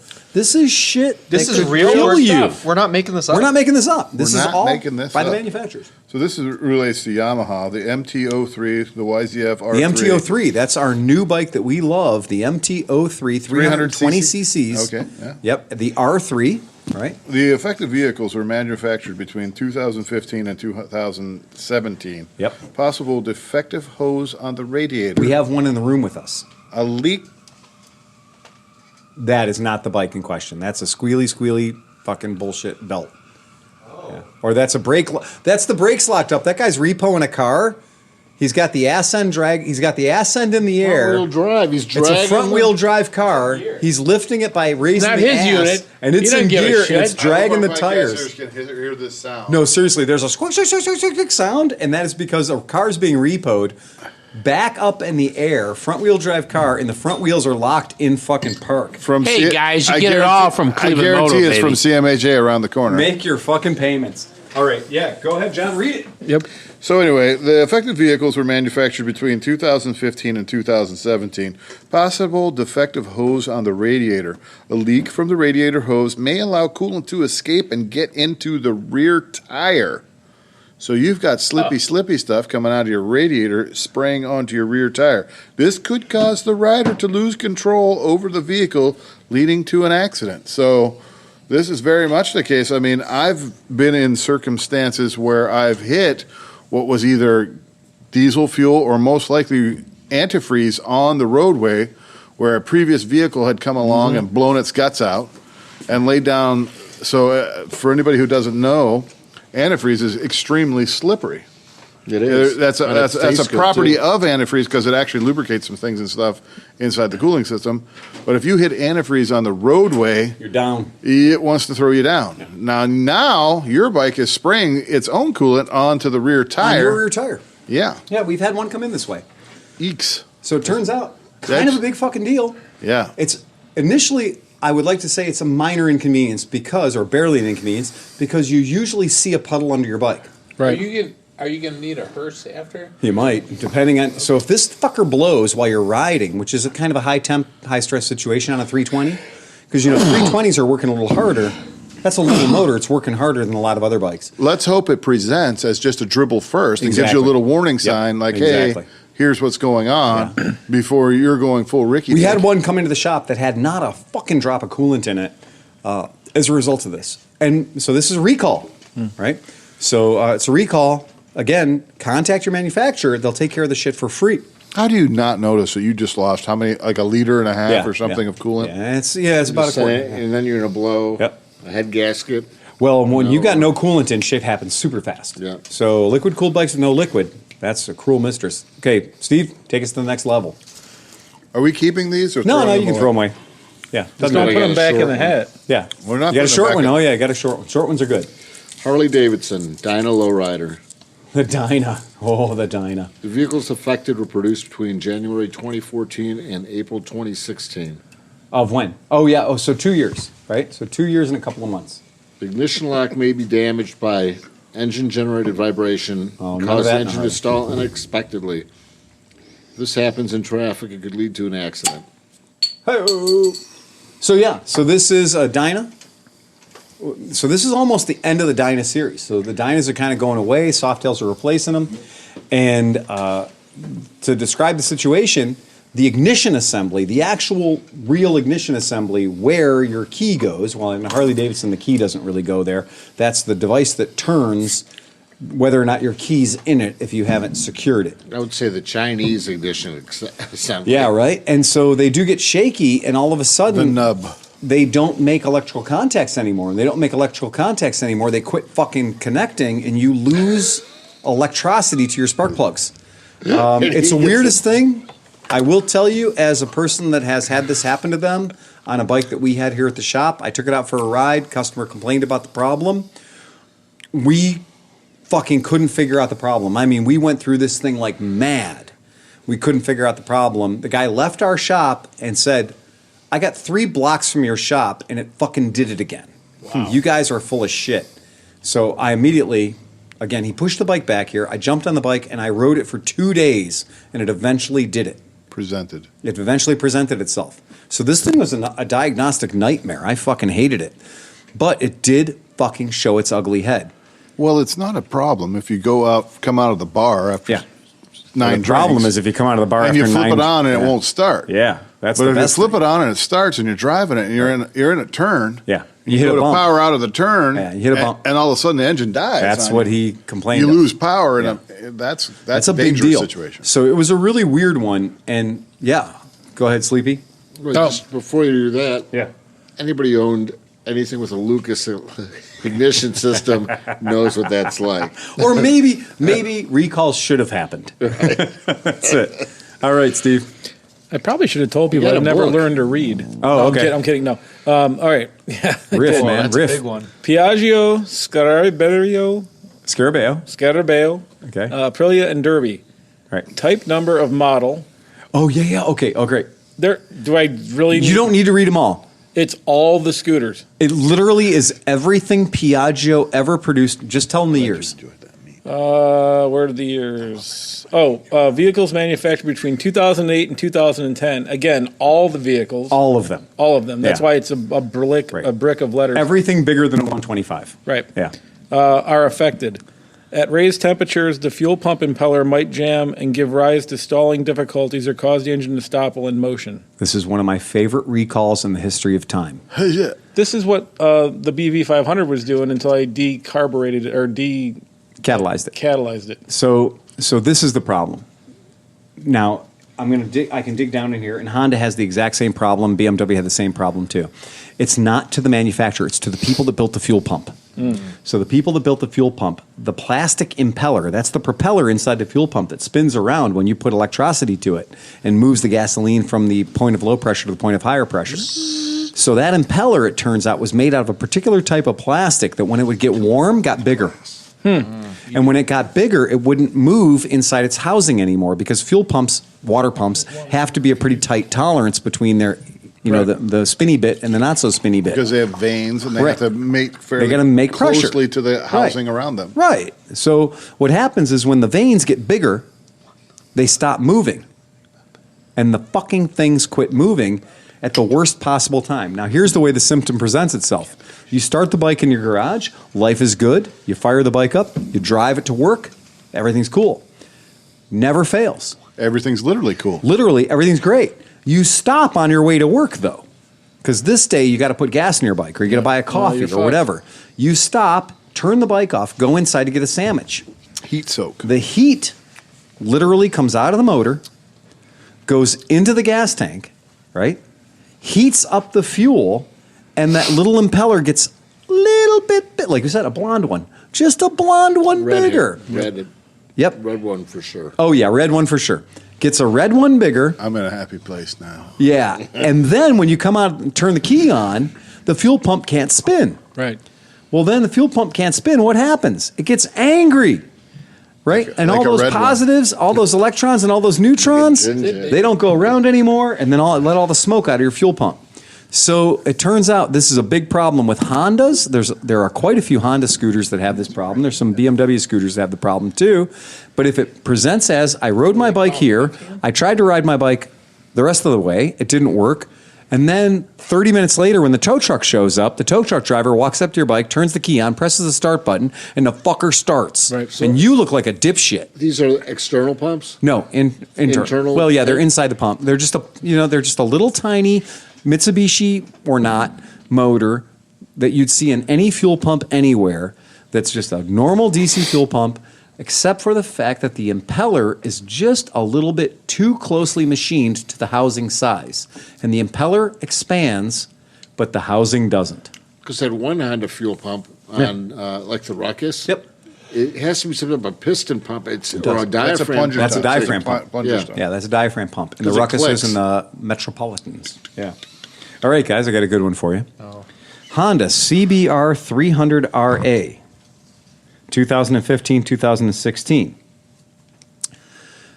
This is the most heartbreaking recall. Well, easy, steady now, John. I know. It's going to hurt It's a you. Honda. It's going to hurt you, buddy. It's going to hurt you. I know that it says CBR, but I'm going to tell you, if you have a Honda and it has the word 300 in it, you're fucked. Okay? The silver plating of the connecting rod bearing retainer could corrode due to improper machining of the crank pin hole. Crank pin hole? I know. Over time, this I could wouldn't cause... say corrode. That sounds more like erode. Yeah. Over time, this could cause the engine to stop or stall without warning and fail to restart. That's called blowed up. A Honda motor has never done It's that called blow. until now. This could place the rider in a dangerous situation where injuries could occur, meaning rectal cranial inversion. All right? So if you're not aware of this, I mean, you guys will remember when we did our shootout, right? We did our little shootout of our fun little pea shooter bikes, our 300cc bikes, and I've been kind of waiting. I didn't want to spring this on anybody, but you notice we didn't have a Honda. We had that little Honda CB300X. CBR? It wasn't a CBR. It wasn't a fully fared, right? It was the It was the standard version. Yeah, it was a standard version, right? Okay, but anyway. So Everybody seemed to like that. everyone John loved and it, I and it liked was that great. one, So it turns out So you're out riding bikes with your friends the other day. The other day. And I didn't want to really do this until we had all the information. If you guys listen to Misfits, I know our lovely Miss Emma has mentioned about the motor rebuilds, plural, that she's done to the small Honda engines. Did you know about this? I did. I've known about this for a long time. And we've had a couple of them come through here. And so now we have to say it. So... Breaking news, folks. Breaking news, guys. If you have a Honda CBR, if you have a Honda 300, get it, or at least get your fucking VIN, and call the dealer ASAP. Because here's what happened. They've had a crank failure. And there are other ones. Look, we're not even done with the hat yet. Okay? But I'm going to stop the hat game just because this could go on all night. And literally, it can go on all night. Because in a period of just 2 years, eliminating all the weirdo manufacturers nobody's ever heard of, I found over 430 recalls that could affect motorcycles that we or our listeners ride. But this Honda one in particular kind of chaps my ass because I love Hondas. Well, I love that it brings us right back around to the bloat motor. It does. And I knew you'd like that, and that's why we kind of did what we did. I know. We're friends. We work well together. So here's the problem. The problem is people go out and enjoy their motorcycles, as they do. You buy a motorcycle, you want to have a good time. And it's not even like you're buying a 20-year-old motorcycle. You're buying a 3-4-year-old motorcycle. It's a 300, sure, but you're still going to ride on the freeway. You're still going to do cool shit with it. You're going to ride the bike around. Well, if you go to YouTube and you look at YouTube and you type up in CBR or CB300 failure, you're going to find a lot of fucking videos of people that have got the connecting rods hanging out of the bottom of their fucking motors. And these things fail because the metallurgy of the parts that they're putting in the bikes in China or Thailand or wherever this particular motor comes from. Would that be Malaysium? It could be Malaysium. Oh my God, that's fucking great. You know what? And it might be Cambodium. Well, that was one of the things I was going to say about whenever we were talking about heat and stoichiometric mix is also metallurgy. Metallurgy. And so... Because that was the problem with some of the Stellas and their bearing cages and stuff like that. The bearing cages would fail. Straight up fail. And this is what's happening on these Honda motors, is it's not the motor that's failing. It's not the crank that's failing. It's not the piston that's failing. And it's not the goddamn cylinder that's failing. It's the bullshit cage on the bullshit bearing that they decided to use for the bottom end. So it's a bearing cage failure. Identically. Right? Sounds familiar, doesn't it? But that's a 4-stroke motor. It is. So that, with the 2 strokes, and when they had bearing cage, we thought it was sling out, that somehow that bearing was drying out because of the wrong oil and stuff like that. Right. But this is a 4-stroke, so it should be almost literally getting bathed in oil. It is living in oil. So it's just weak metallurgy. And keep in mind that these little 300 motors run fucking hot. They're EPA approved. They're leaner than shit. Nobody's afraid to scream a Honda because you're not supposed to have to worry about it. And it's a brand new bike. It's only 2-3 years old. You didn't pay more than $4 or $5 grand for it. Ring the tits off that fucker. Go 90 miles an hour, right? Except for the fact that the bottom ends break. And when they break, it's epic. And some of the things I've seen are people riding out the back end until you can see the fucking threads in the tires. Okay? Going from 85 to nothing, right? A long drop and a sudden stop. Does Mazzucchelli make a CBR? Do they make a CBR crank? Well, here's the problem. And this is something we have to guide. Then this is the point. This is the circle back moment for this. A lot of guys didn't know about that. And a lot of guys showed up at their fucking shop or they showed up at their dealership and they said, my bike, go boom, boom no more. Okay? Or my elbows, all the blood came out. Okay?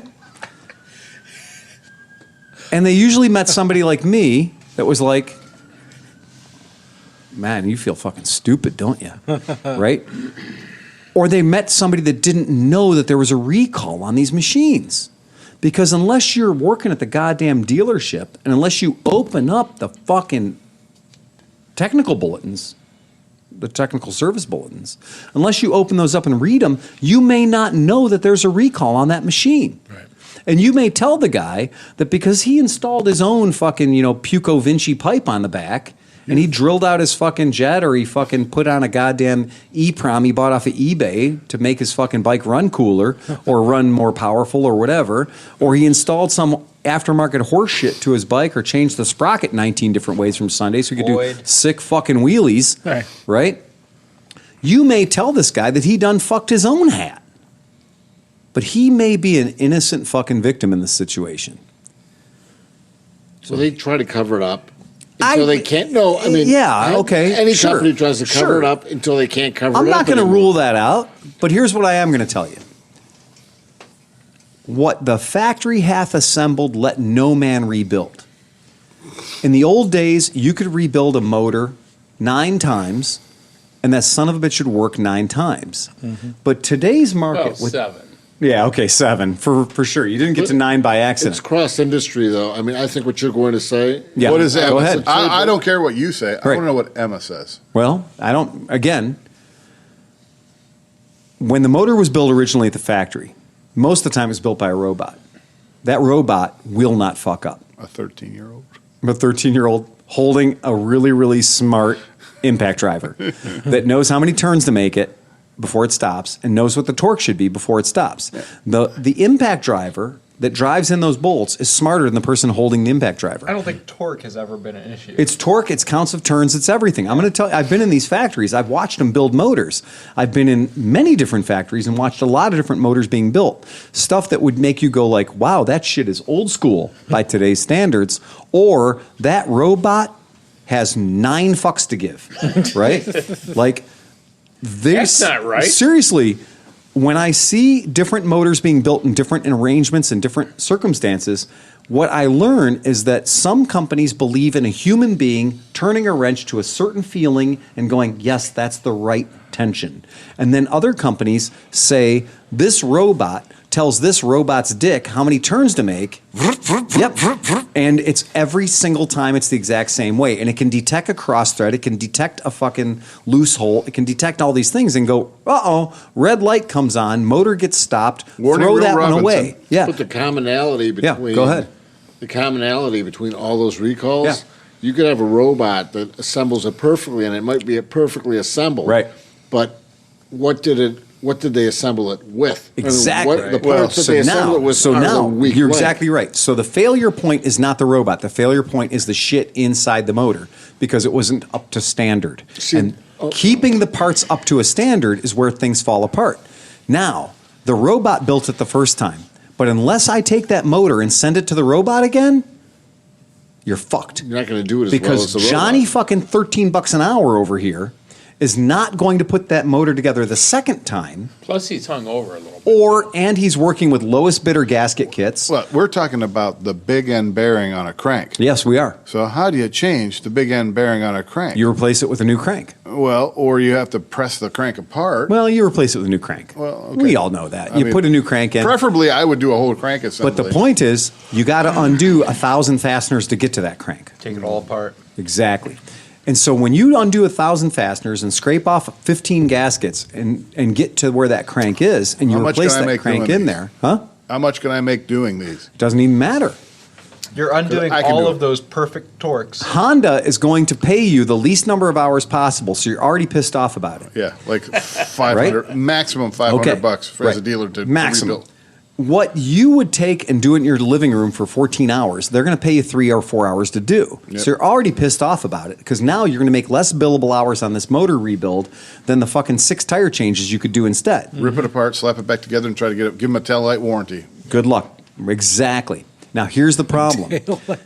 Nobody I know has had any great experience with motors what have been rebuilt by humans. Okay? So the factory built it right the first time, but they built it with a part inside that was wrong. So now you've unbuilt it at high stress.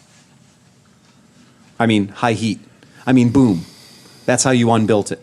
So you unbuilt it with maximum violence. You put a hole in it with maximum violence. And now the factory is going to admit that they fucked up. And they're going to pay John 4 hours of labor to unfuck it. You should just send you a motor. Exactly. They should. Because what's happened with Honda is many, many times, too many than I can count, customers have taken their bikes back to the dealership, and the dealers either said, this is your fault, you got to come out of pocket $1,800 and rebuild it on your dime, or we are going to rebuild it for you, and 6 months later you'll get your bike back, but then 3 months later it'll fail again. You're right. They should give you a new fucking motor, or they should give you a new fucking bike. Cross industry, though, I mean, this isn't related to motorcycles, but it kind of is. Yeah. The concrete they used to use was 10,000 psi. Exactly. I mean, it breaks at 10,000. Right. The concrete they use now is 3,500 psi. Right. It breaks They at used to 2,000. over-engineer everything. You could have a pump running at like 50% of it. Half that pump could be gone inside, and it would still be still work pumping. fine. And Absolutely. it might not be as efficient, but it's still running. But now they make everything so close to tolerance that any tiny little if it goes off, if the tolerance changes one little tiny bit, it blows the whole thing up. Absolutely. So you could have a CB350 motor running on 20 psi low. It still runs. And remember that our CB300 today is bought by the same person that bought a CBR250 20 years ago. But it's putting out 40% more power. Right, so it's higher Because stress. the demands of the product are so much higher than they were 20 or 30 years ago. So yeah, when we see an old Ninja 250 and we're like, oh, it'd go 80 miles an hour down the road. Holy shit, that's fucking amazing. And now a guy wants to buy a Ninja, 300 or CBR 300. He wants to go 100 miles an hour out of the same exact displacement and for the same exact paycheck. We're asking the motors to do so much more, or we go offshore to make that happen, and we put shitty components in them, and then they blow the fuck up. You can't fix that shit. So here's my game. This is my takeaway The for best people thing who you are. could do is to buy an old bike and fuel inject it. For anybody out there listening, listen. How about this? For people who have motorcycles, here's the thing I found out. I got recalls in here for fucking the world's most unkillable motorcycle, the V-Strom. I got a recall in here in my hat. Talks about a cam that fails after about 15,000 miles. I bet you there's no recalls in that hat for a 1966 Superhawk. I'll bet you there's not. I bet you're right. Pro tip. Yeah, go get the Superhawk. Yeah, right. But anyway, the point being, here's my thing. If you got a motorcycle and you listen to this podcast, and your bike's anything less than 20 years old, if your bike starts running weird and you don't know why it's running weird, take that VIN off the fucking neck of your motorcycle, write it down in your best fucking Aramaic shit on the back of your hand, run into the house, get your wife to fire up Google for you or your 8-year-old kid, and smash that shit into fucking HTSA or whatever, and you can find a recall notice for your bike. Or call the local dealer you haven't called in nearly too long. So call them and find out if there's any recalls on your shit. Because that R3 that we've got in the room with us right now has got 3 goddamn recalls on it. Okay? And it's in here. Now, any one of those things could present as a problem to a future owner to the bike, and they might think that they got to throw some money in that sumbitch. But you might just be able to take it to your dealer and say bye-bye to your bike for 2 or 3 months because they're back to fuck up anyway because your dumbass waited until April or March to bring it in. Or bring it in November, and you might see it in a week and a half. It's shocking how many recalls there are. You'd be surprised at how many recalls are on every motorcycle out there. Rather than you dip into your own pocket to get those things fixed or chase your tail trying to fucking adjust a carburetor 19 different times when it could be a cam. And if your cam's not right, what's that? Usually learn the hard way. You do learn the hard way. On my BV500, I learned the hard way. Right. And remember, these are recalls. So These this are wasn't recalls. just the out. Look, No. if you make 1 million bikes, Right. one's going to be And bad. this isn't Two's on gonna your be bad. dime. Some of them are going to be bad. Right. Nobody's perfect. Right. I don't give it. But these are recalls. So to reach recall level, that means it was more than just, An anomaly. the outflyers on the bell curve. It's a where it lot was- of motherfuckers. It was one blown Thousands. up motor here or two. Right. This is numbers. Right. So here's the game. Before you go crazy, or if you go, I'm totally in love with this motorcycle, one, take a look and see if there's any recalls for it. You might not be in love with that motorcycle anymore. Or if your bike's having a problem, check to see if there's any recalls on it. Or if you're a guy who does spin wrenches for a living, before you dive deep and tear this fucking Bergman motor out of a Bergman, I don't know if anybody's ever taken a 650 Bergman motor out of a bike. It is fucking awful. I hope It's you never do that. extracting Joe. King Tut from It is too. terrible. And it turns out they have a fucking cam problem. And it turns out they have a recall. Wouldn't it be nice if that was Suzuki's problem and not yours? Yeah. That'd be super duper cool. So If you own the bike, though, ultimately it's still your problem. Even if Suzuki has to fix it, somebody's got to fix it. Yeah. So it's always your problem. I'd rather have to get it to Suzuki than have to get it apart. I like the warranty that you don't have to use. Yeah, that's the best warranty ever. So I have a two-part question. Yeah, go ahead. So first of all, has Zero had any recalls? Ooh. Zero has had a voluntary thing that they did regarding some of the batteries from 2013. Okay, but mechanic-wise, and nothing. some of the right? chargers. So some of Okay. the chargers and some of the batteries, they basically said, hey, we know you have this bike. So if you take that bike to your dealer, we're going to squeeze a new battery into it that's 2 years newer technology than one you've got, because we might have had a fucking problem. And we're not saying you've had a problem. We're saying the problem exists. Right. So a lot of times companies will take care of shit quietly through the form of a technical service bulletin Right. before it becomes a recall. I'm going to tell you, if it hits a recall status, the shit has truly hit the fan. Right. Right? Yeah. Yeah. It's a problem. It's a fucking problem. Yeah. All right. Second Yeah. part of that question. So you're talking about metallurgy, and a Yeah. lot of these problems come from the fact that, like, the metallurgy of some of these parts and the As we do. tolerances with internal combustion engines are tighter. Oh, and all yeah. this stuff. So do you think moving to electric bikes more and more, the metallurgy, I'm not talking about like the frame or something, but a lot of the internal components made by different manufacturers, Yeah. do you think that that'll be less of a problem moving forward since there's less moving parts and stuff? Is that Yes, another absolutely. positive factor If to the whole? yeah, when you only have 11 moving parts in your motorcycle, How often do I have to change the oil in my Zero? exactly zero Coming fucking from times. somebody who How often do I have to change the liquid coolant in my Zero? Right. This is all Right. Well, true. that's, yeah, that's I what I'm mean, saying. so there's two levels. There's two things that you don't even have to You don't worry even about. touch anymore. Now, they're speaking gone. to a little bit about metallurgy, you can over rev an electric motor, right. but I would think They that have to have a controller that would stop that. but it's all controlled. So I mean, Right. you're only going to be able. It wants to be at synchronous speed, so Yeah. it's not going to. with an electric motorcycle, the only issue is going to be bearings. Right. That really is it. And coming from somebody who comes from the radio control Exactly. hobby, bearings is always the issue. Yeah, absolutely. And then do you want reliability or are you racing? Because if you're racing, then you take your bearings apart and Right. make them as sloppy as you possibly Yeah, fucking can. right. Well, Yeah. the thing too is okay. So that motor's in there and it's riding on bearings. Yeah. There's no way to change the grease that's in those bearings. You don't need to. They're No. sealed bearings. No. So, like I said, when was the last time you changed the grease in your elevator bearings in the terminal tower? but they have things called aircraft. I don't know. Aircraft bearings, Right. which there are sealed bearings that are good for They're good for a million 50,000 miles, yeah. 50,000 RPM. Yeah. Oh, no yeah. problem. Yeah. So You got it. Go ahead. Third part of this. Yeah. So there was a dude talking online, and they were talking about electric bikes and stuff, and they said, there's no way that they're going to be completely viable to take over the market in at least 15 years. And I said, I think you're sleeping. Yeah, I think he's sleeping. So what do you think the time frame before we're starting to talk? We're going to talk about this next week because we got a very special thing happening on Tuesday. Okay. So Tuesday, some shit's going to happen, not here in California. Ah. But on Tuesday, I'm going to be involved in some shit that I'll report back to you guys. But as of Tuesday, the real estate around here might change a little bit. Huh? Our perspective on what's around us might change a little bit. Well, I would, you say take over the market. Yeah. I don't think electric vehicles in general are Right. ever going to take over the market. But there's pushes. They'll definitely be able to have a major presence in the market. Well, I think they're it's a long going game, to too. take over the market. there's I- pushes. you see coming, it. So though. you see a day when the internal combustion engine dies. I see a day in my lifetime, and I'm 50.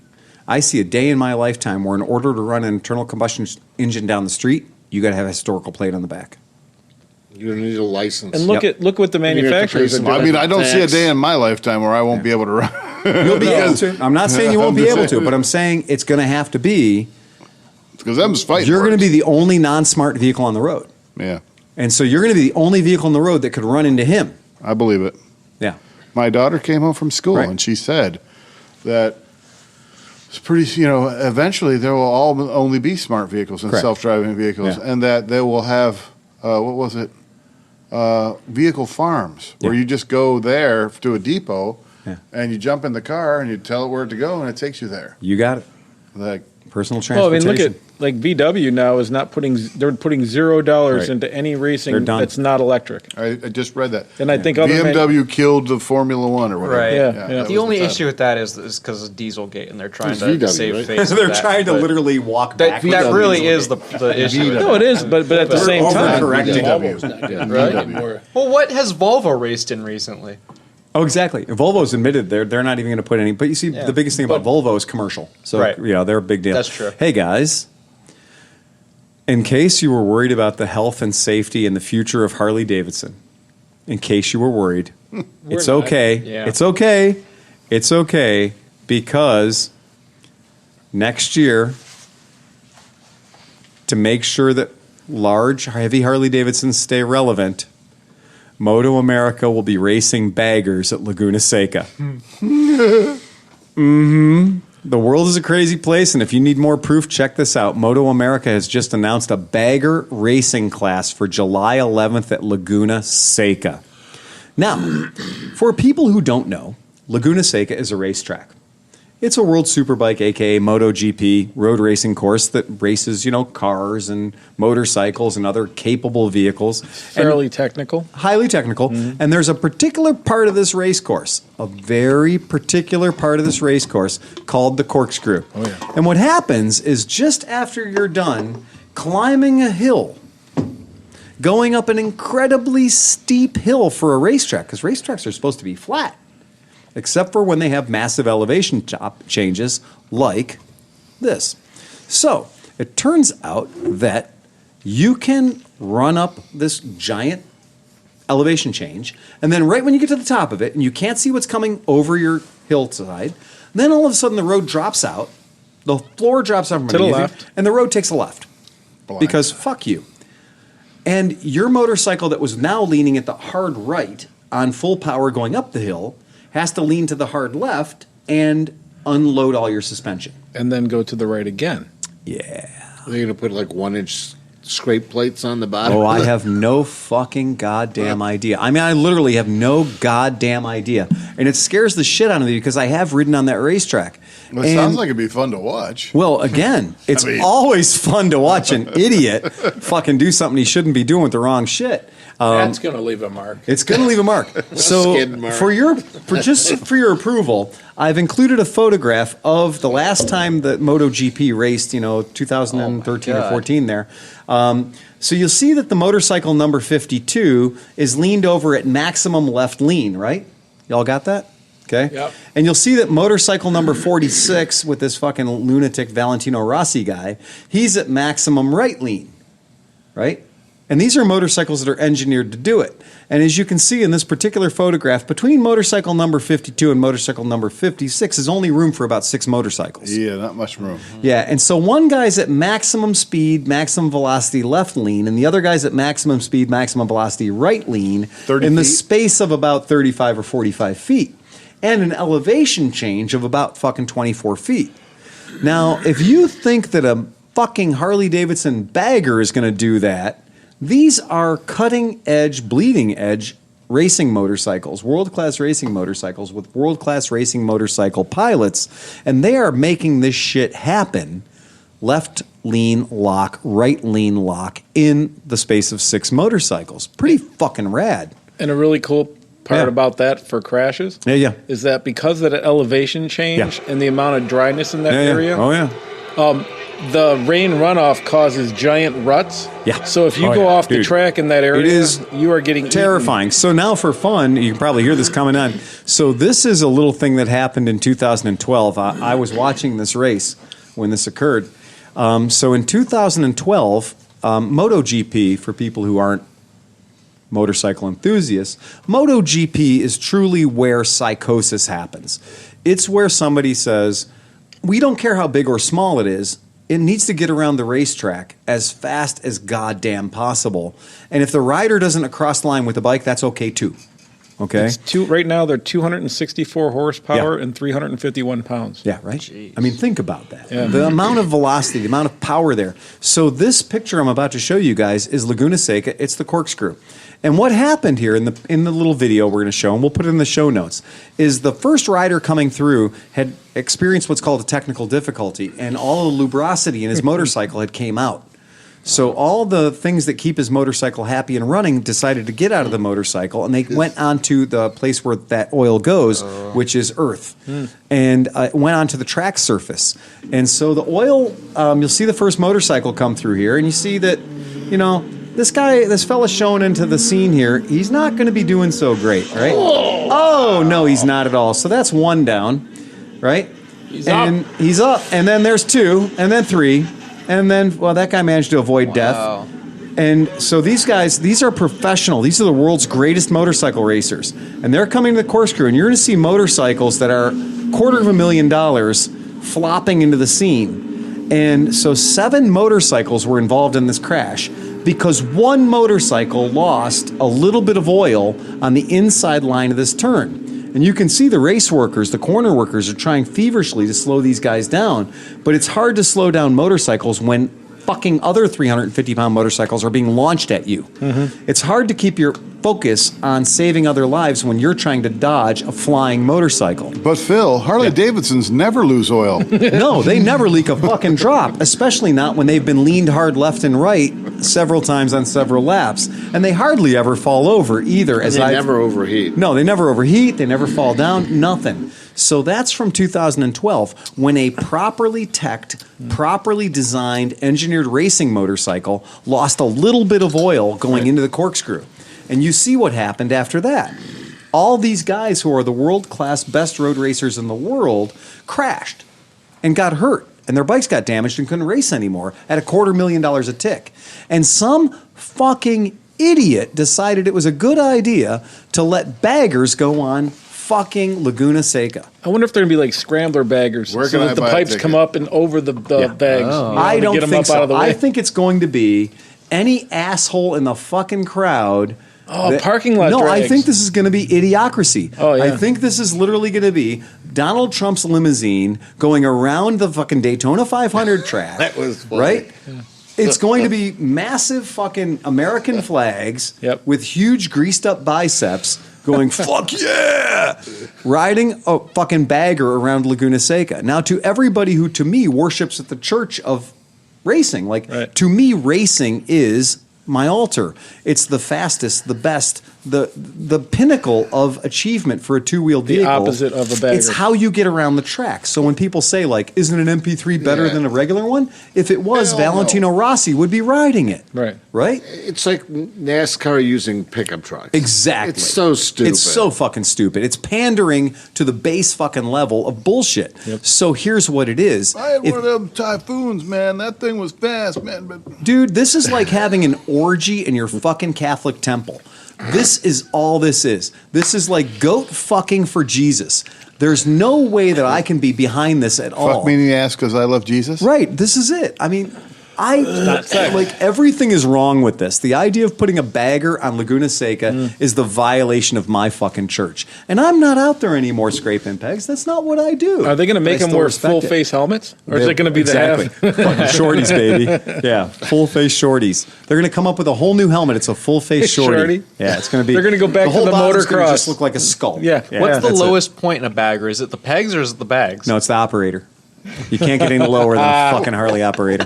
That's it. But that's They're real. not pegs anyway. They're floorboards. This is our joke segue. I know. But what's the difference between a Harley and a Hoover? Location of the dirt bag. Yeah. Again, fuck you if you're going to hate me because I rode an FLHP more last year than anybody should. And you leaned it more than anybody should. I picked it And up off the ground. Wore out more parts than anybody. I see Laguna Seca in your future, man. Fuck that. You kidding me? I would ride a goddamn Vespa around Laguna Seca in a fucking And New York minute. You probably win. Look, I rode in a publicity stunt many, many years ago.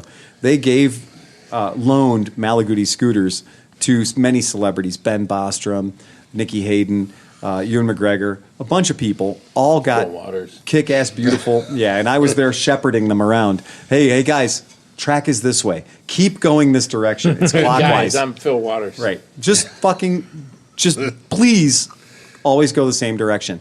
And the funny thing was, that was our only rule. The rule that year that we were told was that I was supposed to go out and keep all these celebrities, including world-class road racers, on 50cc bikes that de-restricted could go 49.5 miles an hour. And my whole job was to keep them going in the same goddamn direction. Would you like to know what happened when all these celebrities got to the bottom of the corkscrew? Same thing we see here. No, what happened is all of them went, fuck that. I'm turned Mickey around? Hayden. Fuck that. I'm Ben Bostrom. Fuck that. I'm Will Stoner. Fuck that. Casey Stoner. Fuck that. I'm Ewan McGregor. We're going to turn around and ride these things back up the corkscrew and do it again. Mm-hmm. And you know what we did? We made several runs at the corkscrew on Malaguti 50cc scooters with 12-inch wheels. And you know what we did? We had fun. And they took a bunch of pictures of it. And Malaguti was thrilled because they got all these pictures of these fucking dickheads riding their scooters around. And we all got badass fucking race team helmets. And it looked pretty cool in our shorts and T-shirts and whatever else. It was cool, man. We had a good weekend. It was fun. But it was still 49cc pieces of shit riding down the goddamn corkscrew. And you've got a great picture with Ewan McGregor. Yeah, he's grabbing my ass. You mentioned Casey Stoner. Yeah. The MotoGP itself is such an on-the-edge sport. Yeah. That if you, as a rider, don't feel 100% into it, you're probably going to die. Yeah, yeah. And Casey Stoner was considered the best rider in the world. He was the top of his game. And he went into the next season, he didn't feel it, and he quit. Because he knew that if he raced that season, he was probably going to die. It. Yeah. That's crazy. That Dude, your job is like MotoGP riders who are the greatest fucking in the world. They go to Isle of Man and say the same thing. Oh yeah. They go to Isle of Man and they're like, you know what? It ain't worth it. It ain't worth it. There are things in my life where I've always been like, wow, your nuts are big. Mm-hmm. Holy shit, your nuts are big. And then when Oscar and I went to Isle of Man last year, that's it. I'm done. Yeah. That's it. I'm never going to try to go fast a day in my life ever again. Oh, hell Because I can't even begin to go as fast as those fucking guys are. When you get on that bike, you have to be like you into it. Like, I'm doing this. It's the scariest thing in the 100% world. commitment. You got to beat a ball, dude. Yeah, you got to beat a ball. No. No. It's just so fucking scary. And that's that thing where that hush comes over everybody when they get there. The second you get there and you're like, we're going to have a blast. And then like it sets in real quick how real it is. And you're like, motorcycles are fun and awesome and cool. And then you're like, motorcycles are fucking to be respected. That's like that dude that did the guy who did the documentary about the TT. Yeah. He did it just as a journalist. Yeah, he did it as a journalist. And he followed it. Yeah. And he was like so excited about being there. Oh, yeah. And he was following these three guys. And halfway through the race, he was so worried about the riders that he didn't enjoy himself anymore. Absolutely terrified. Yeah. Absolutely terrified. Hey, you guys want to know what motorcycle is going to be out next year? Tell us. I can tell you there's a really interesting way to find out what motorcycles are going to be out next year. When or what? No, what? Oh, what? Okay. It turns out there's a secret way that you can figure out, despite the manufacturer's bullshit, whether or not they're going to actually bring out a certain motorcycle next year. This is Well, tell CT us how to do it. 125 coming Does it out. have something Patents. to do with the National Safety Institute or anything like that? Patents? Easier. California Air Resources Board. Their documents are public. Now, here's what's really, really interesting. Turns out, we're going to use, in this particular instance, one of our podcast listeners turned me on to an interesting tip that we talked about a couple of weeks ago. We were talking about flat track racing, and we were talking about the Harley-Davidson liquid-cooled 750s, and how, as a result of the hat I have hanging up on the wall over there, and the video we saw, the movie we saw, and the racing we saw, that Harley-Davidson was Kool-Aid clearly... we drank. Kool-Aid we drank, was clearly going to bring out a flat track version of its Indian-built Street 750 or Street Rod, as it were. And we were like, yeah, they got to do that because that's why they're ramping up this fucking promo bullshit. Like, you're not stroking me unless you want to do something with me later, right? Okay. Turns out we were wrong. Fluffed. We were fluffed. Because it turns out that Harley-Davidson has submitted exactly 0 750cc motorcycles to the California Air Resources Board for approval for the 2020 season. Or is it going to be 48 states? Hold on. Despite the fact that their website clearly shows a 2020 Street Rod and a 2020 750 Street. Okay? And it doesn't show a 500 Street. But it turns out they did submit the 500 Street for approval for carb approval for the next year.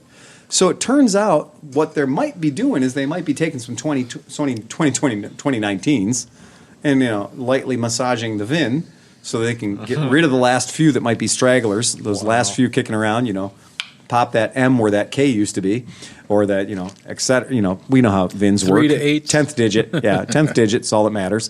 Okay, but it turns out this is great. So I got this from motorcycle.com talking about carb certification for Harley Davidsons. At the moment, the only 883 Sportster certified for 2020 is the Iron 883.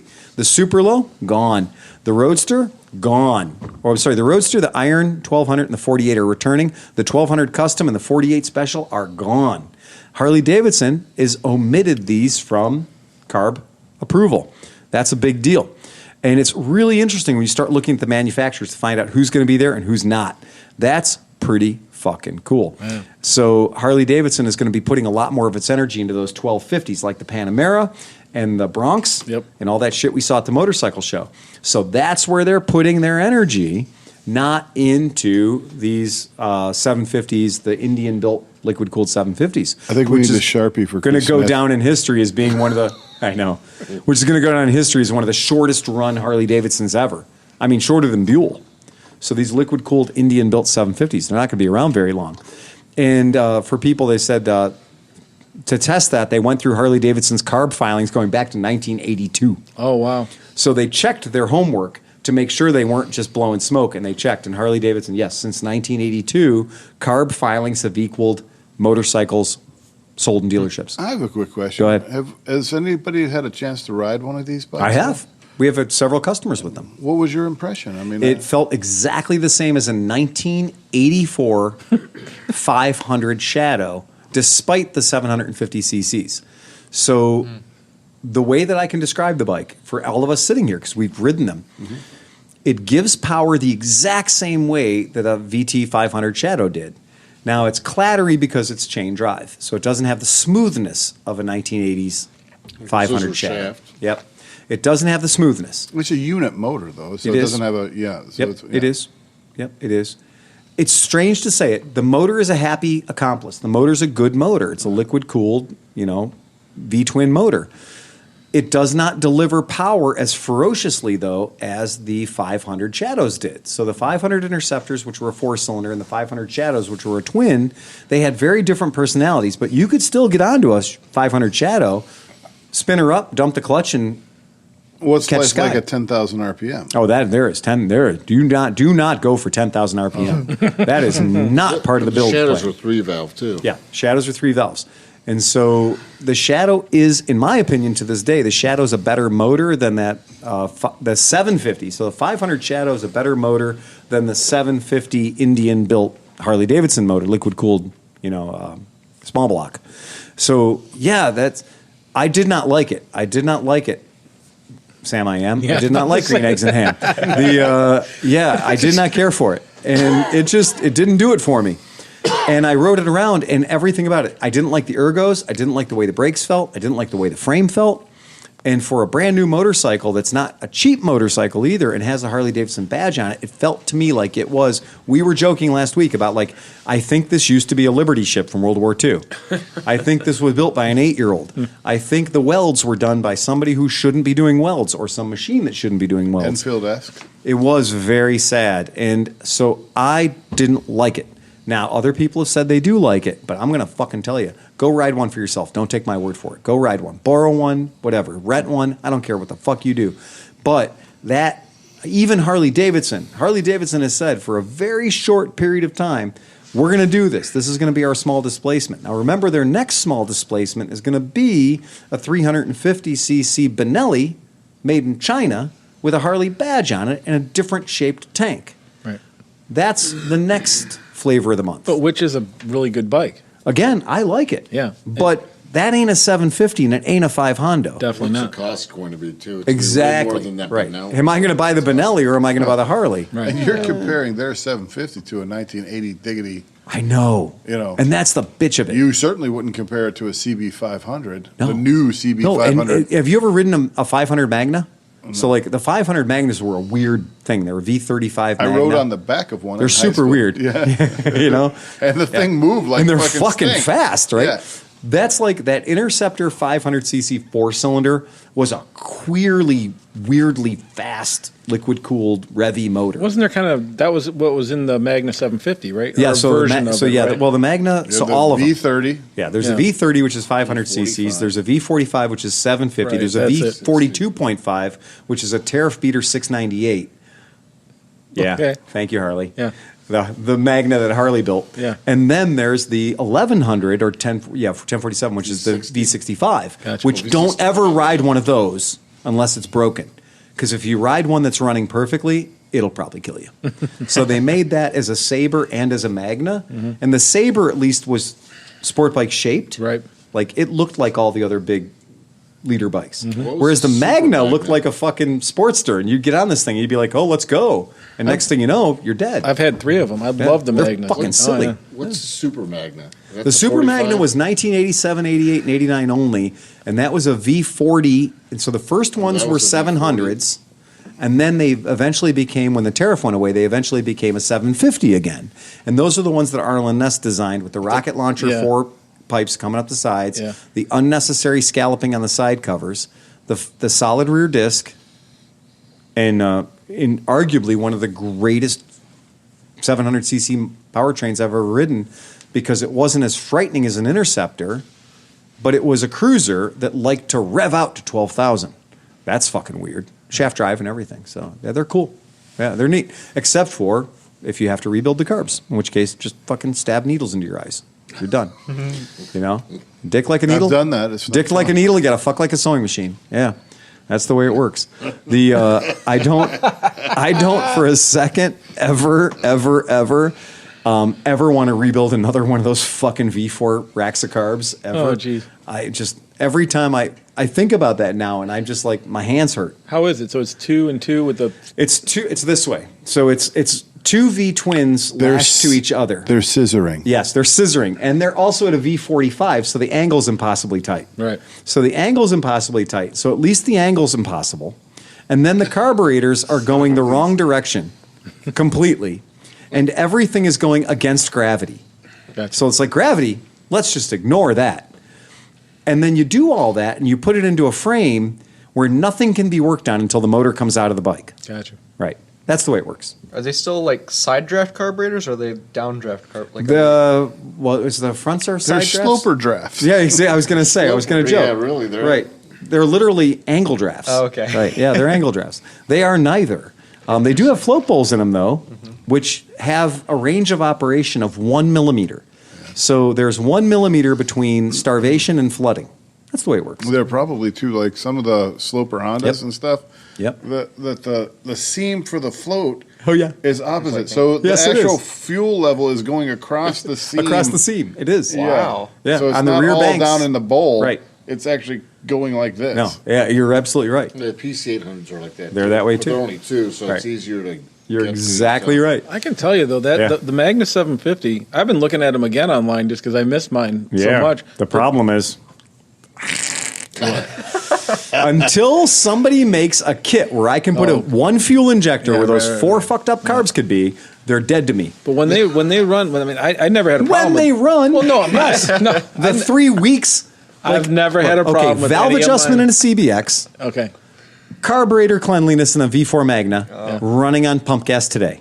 Yeah. all right. Impossible. Yeah. You're going to fix it once. It's still going to leak air because, again, what Honda hath joined, let no man separate. Mm-hmm. You can't ever take the carbs away from each other. So you have to take them off in situ. And that means the motor has to come out. To do Yes. it. Yeah. And that means you have to completely take them apart, completely That's rebuild sad, them, 'cause it and handled then so never, well. ever run out of gas anywhere except for a boat dock ever in your life. Because the second you put pump gas in those things, you're fucked. You might as well just leave the motor running the whole time. The whole time you own it. Never shut it off. Never shut it off. I had a guy that we did everything, a heroic carburetor rebuild on a bike that he loved that was like one of those things that was like, you know, his grandmother bought it for his grandfather on the 50th day that he worked at America whatever net, and like the whole summer world, solstice and and his whole family got together their pennies, nickels, and dimes and bought him this fucking Magna, and it was the most important Magna in the world, and it had 96,000 miles on it because he'd ridden it across America 14 times, and this whole thing, but it had been sitting for 5 or 6 years. Then one day he shut it while off. he was like serving the country in Iraq, right? Right. And then he came back as a 3-star fucking general and wanted to ride the Magna again. So like, there's eagles shitting on the national anthem in the background, and they're playing this fucking shit to me while I'm like, well, ma'am, I don't want to work on it because it's a V4 Magna and the fucking carbs are a bit of a bite in my ass, but you don't understand America. And I was like, oh, fuck it, we'll work on it. It's a Honda. It's a Honda, and it's, this guy's a hero, and he bought this thing. Driving a Goldwing. Exactly. He should have been Because it driving a was made in Goldwing. America. We'd had a chance. Or So Shanna. we did. We rebuilt this thing to within an inch of its life and did every piece of rubber on this fucking bike and then gave the guy a discount. Thank you for your service. And he took the bike, rode it home, and called us 4 months later. Doesn't work anymore? He rode it exactly 9 miles after he left my shop. And then it sat for 4 months with the gasoline that we put in it. Yeah. Yeah. Oh, boy. You know what I had to say? Sorry, dude. Fuck your hat. Yeah. Fuck your goddamn American hat. Your 3-star Fuck your general. goddamn 3-star general American hat. Because I am not taking that thing apart again. Fuck your goddamn hat. Scrambled eggs on the brim and all. I don't give a shit. Fuck your hat. Because I'm not going to take it apart again. And he was super, super salty at me that we wouldn't take it apart. And I've never been so happy to be an enlisted man in my life. Because fuck you, officer. Yeah. Yeah. So, yeah, we did. We got boned on that deal. And it was tough because we want him to have a good time, right? But just the same, I can't stop a carbureted bike from being a carbureted bike. Don't shut him off. Don't shut it off, ever. If it's not idling in the parking lot right now, you're treating it wrong. If I don't smell boat gas, if it doesn't come to me with the smell of the sea air, then you put the wrong fucking gas in it, man. Oh, fuck you. Seriously, Rec 90. If you're not putting Rec 90 or boat gas into your old shit with carburetors, you're asking for fucking problems, man. Or Chardon oil. 100% Yeah, Chardon gas. oil. Yep. Just like, you know what those bikes run good on? Gas. Gas, right. Yeah. Do you know what it says in the owner's manual? Gas. Gas. Do you know what you're not supposed to put in them? Anything All else? kinds of weird shit. You know what Johnny has? Gas. I love the way the podcast table got so light. Y'all are going over there to bust ass. If you think gas is bad now. Yeah, my That furnace gas, took a shit today, and apparently we need a new pilot light. John doesn't have lawnmower. John my. doesn't have Chardon oil. He has Chardon oil. Chardon oil. Got a little extra Chardon there. I'm Oh chewing my on God. something. You guys are I sit all disgusting. broken-hearted, paid a quarter and only sharp. Oh, fucking awful, man. Super, super bad. So, so I do want to give you guys a real brief update. Not that we're going to. So, again, Mid-Ohio is a real thing. That's happening this year. Check it out. Go I hope to dump truck shows up. AMA. Is that this name? Dump Truck is. So, we ran into Dump Truck. He's an Instagram guy. He's super cool. We like Dump Truck. And he's from Nolens. Can you do his voice? I can't. I really can't. Yeah, He's that's proper. He's proper Narlands. So, but he's just like fascinated with the idea of going to AMA Vintage Days because, again, if you haven't heard about AMA Vintage Days, You're not listening. you're not fucking listening, And you just don't understand. and you until don't get it. go, yeah. And here's the crazy thing: is normally I'm careful about telling people to show up to a thing because, like, it might not live up to the fucking expectations, right? Right. Fuck you. If you have a bad time at AMA Vintage Days, your ass wanted to have a bad time at AMA Vintage. fault. It is your own goddamn fault. Vintage Should've Days is left the your wife at equivalent. home. Vintage Days is the equivalent of the Beatles coming to America every year. Yeah, First it time. is. Yeah. It is. And AMA Vintage Days is also, Yeah, like you said, step there. it is Burning Man. It is Woodstock. Yep. It is fucking Comic-Con. It is everything ever where like-minded assholes got together and said, Just fucking have fun, man. But here's the thing: Yeah. if you don't party, Right. if you're not a party guy, if you are like a motorcycle nerd, whatever, you can If still you're a get curator. Just stay home. You can, no. You can still get up at 6 a.m. and go and watch trials. Oh, yeah. And then go watch MX. Like you could have. You could be the biggest fucking stick in the mud statistician ever. Right. You could And be have a an BMW rider and completely enjoy yourself there. No, right, yeah. Again, at least That 3 might be a times, stretch. at least 2-3 times per weekend, I get my shit figured out and go down there and give a seminar to people in a tent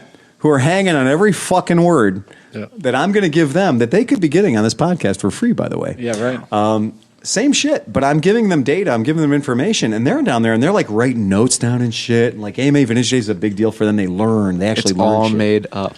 Yeah, exactly. Fuck it. Put whatever you want in your bike.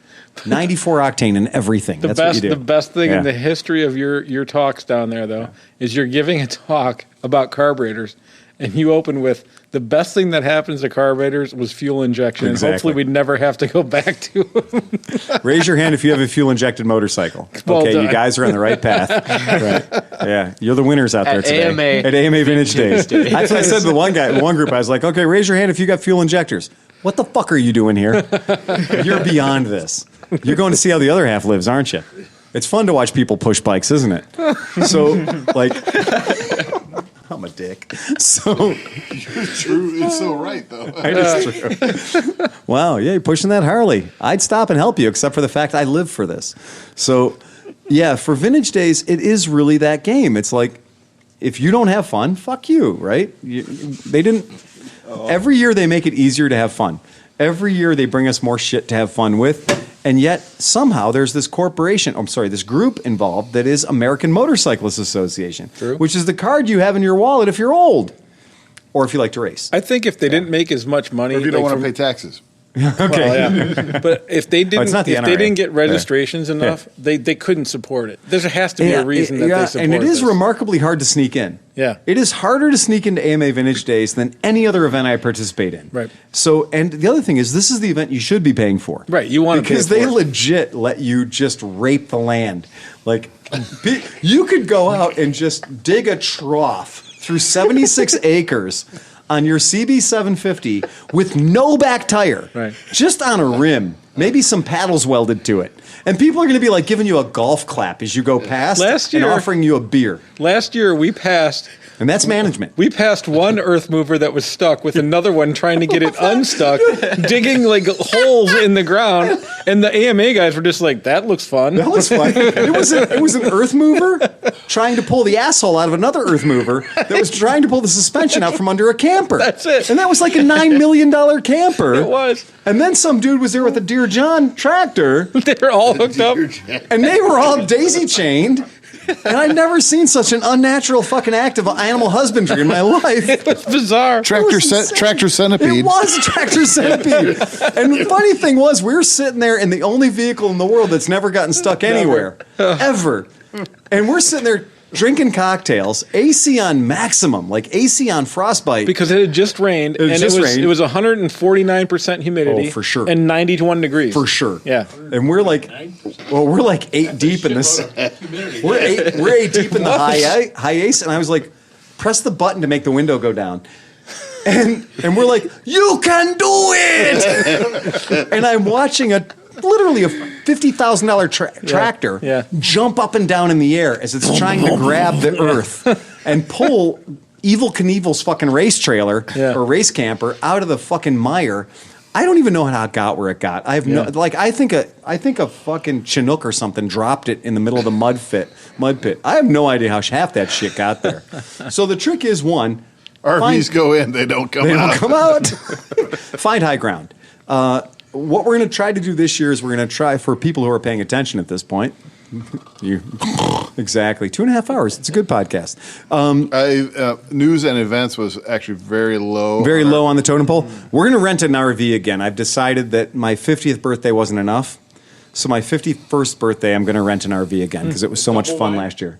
Oh, did you see the one Chris, did you He had see the Willie one we had last Nelson's year? trailer. Did you see the RV we had last year? The Thor Outlaw. If you would have checked Google Maps, you could have seen the RV we had last year. Let me put it this way. I was on the balcony watching the he show. was on the balcony watching the For show. a I while. slept in the upstairs bedroom. Yeah. The RV we had was so big it had smaller RVs trapped in its orbit. The RV we had was so big. How big was it? It was so big, in fact, that where we pulled it into the authorized RV parking, people said, you can't turn that around in here. Watch me. I know. It was pretty fucking cool. RVs had a go in, garage. they don't come out. It had a garage. Our RV had a proper, and I like to say it had a garage. No, people were there. It had a fucking garage. yeah. We went there with 7 bikes in the garage of the RV. Right. And it slept 8 people totally comfortably.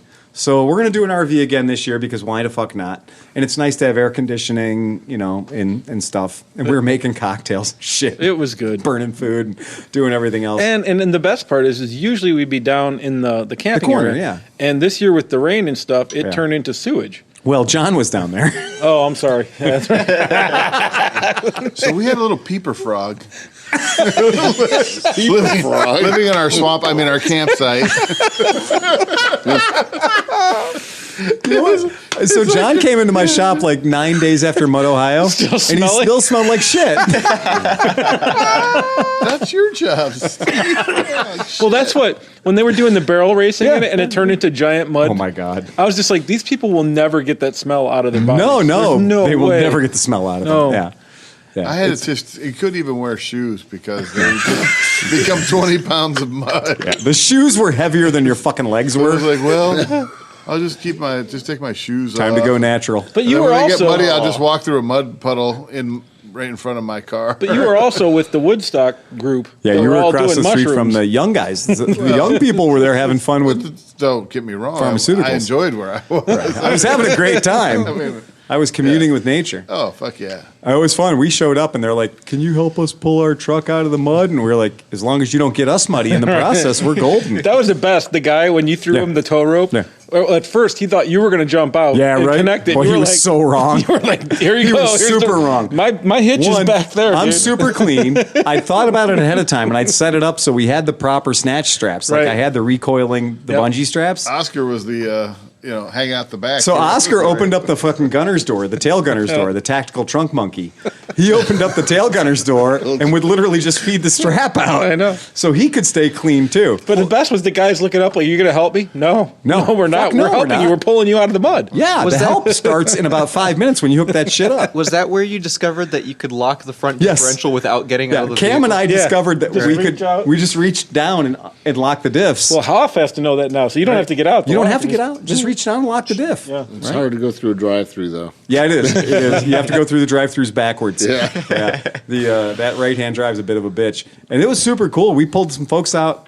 We pulled some people out with the high A's. Yep. And I did love the fact that I was like, this is a place that does celebrate being able to take care of your shit. Mm-hmm. Like this place really does understand being able to take care of your shit. And wow, man, that little Suzuki that was there pulling people out all weekend long. Yep. What was that thing? Little Suzuki side flip. Well, it started life as. But I think he had a V8 in that or something. I don't know, but Yeah, it was very appropriate for the and weekend. Ford axles. On So it. yeah, It so was- Mid Ohio for real. Bring your A game because Mid Ohio does tax your liver. And if you're not sure, if you're not real super sure how to drive in the mud, the blood, and the beer, you will be by the end of Mid Ohio. And if you don't have a mini bike fetish, you will be by the end of Mid Ohio. It's just that's just the way Mid Ohio works. So yeah, we do invite. I know the Misfits have committed to coming out. Some other people have. Dump Truck said he's going to try to come out.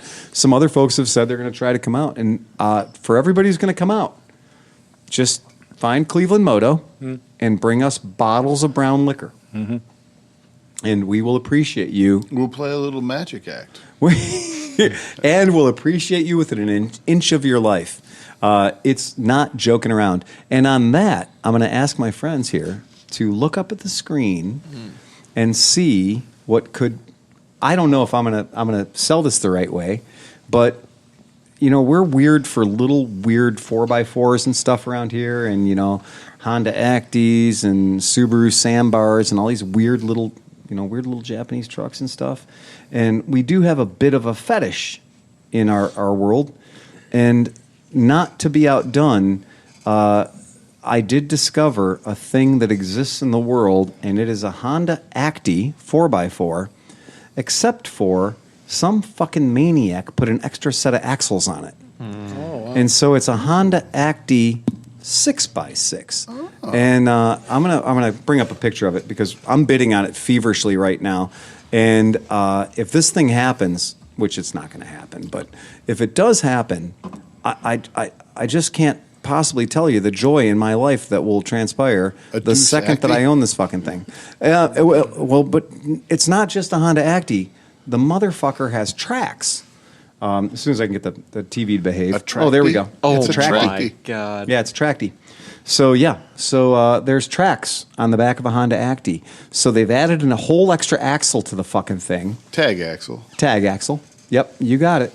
And left the bed the way the bed is and everything else, but that son of a bitch has tracks on the back. And they only built them for a very short period of time, and there happens to be one of them coming Wait. Yeah. When you say they built them. Honda. Honda built You them. could order it out of the fucking goddamn, out of the catalog. Looks like one of our skis on the front. Yeah, it does. Yeah, it Oh does, my doesn't gosh. it? Yeah. So, in 1995, you could have literally gone to your Honda dealer in Japan, right? And you could have bought any of those little Honda Actis there. And, of course, the one at the bottom is called the Acti Crawler. There's the Acti Dump, the Acti City, the town. But there's Attack. the Acti Attack, exactly, with the Megalo first gear. But the Acti Crawler is a real thing, and you should Google search that shit. Because to me, that would be the perfect Mid-Ohio vehicle. Yeah. If Nothing you couldn't get into or get out of. If you can get one for the right place. The Acti Kazi. The Acti Kazi. I'm going to tell you that I don't think you'll be driving that back from Baltimore. the auction is happening tomorrow in Japan and in Tokyo. And I'm not going to tell you guys what my high bid is on that. But the one I'm bidding on has only 465 miles on it. Wow. It's virgin. And It had to be like at a ski We can double slope or that up. something. yeah. What's that? Mount Fuji ski slope or something. I'm just the fact that I now know they exist. I went from knowing something existed to knowing I had to have it in 1 second. In my life, I've never had such a knee-jerk reaction. And the best thing about this is we talk about with Mid-Ohio is we play the Mid-Ohio game is like, okay, I need to isolate one fucking weirdo thing that I'm looking at this weekend. Because if I say I'm going to come out of there buying a CT90, I'm going to have 47 CT90s. But if I say it's going to be something fucking weird, well, here's my problem, is I just figured out that the Honda Acti Crawler is my goddamn albatross. Like, that's my fucking unicorn right there. I'm so goofy for that fucking thing. So now it's only a matter of time until I make that shit happen. And they're super hard to find. So there you go. That's what it is. So that's our weirdo. We should start trying to game Mid-Ohio.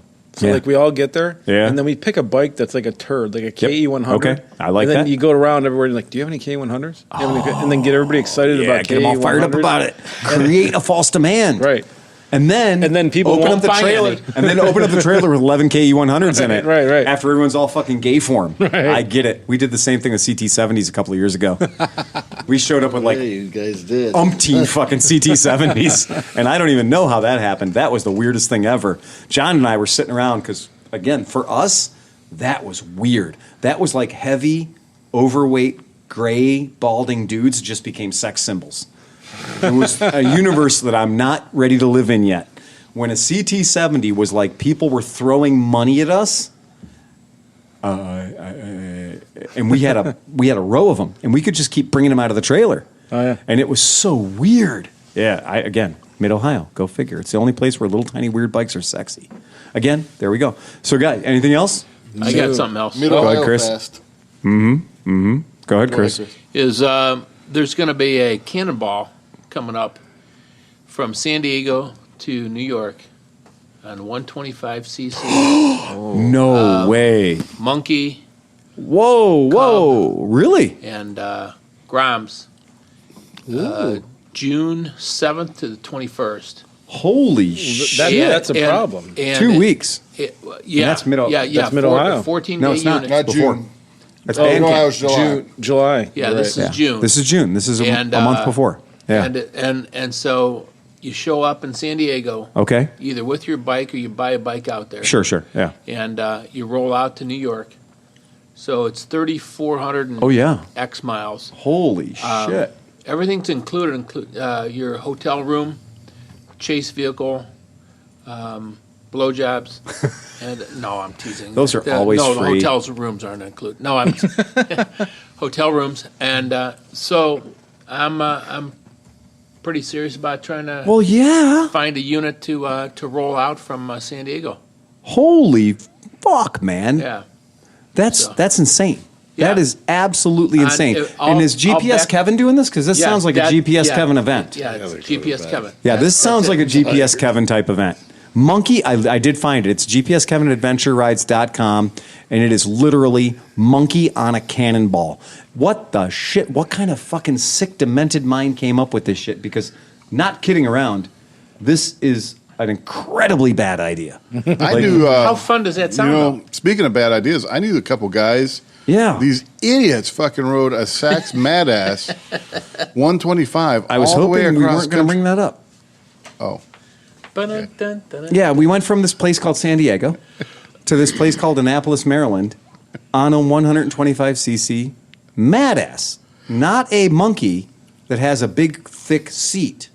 We went on a bike that's actually called the Angry Bottom 125, the inappropriate seat, bad idea 125, Ridiculously hard. And at straight the from complete Chinese wrong angle. Oh yeah, it was a bad bike, and it had a gas tank slightly larger than my bladder. And we tried to drive it across America, and we did. And we partied and stopped and got drunk and fell over and did all the things. But we didn't do this the smart way. We decided to go via Vail. So, in October, when you're in San Diego, everything's great. And we're like, oh, that fucking lower road, that I-70 thing with Texas, they're driving super fast down there.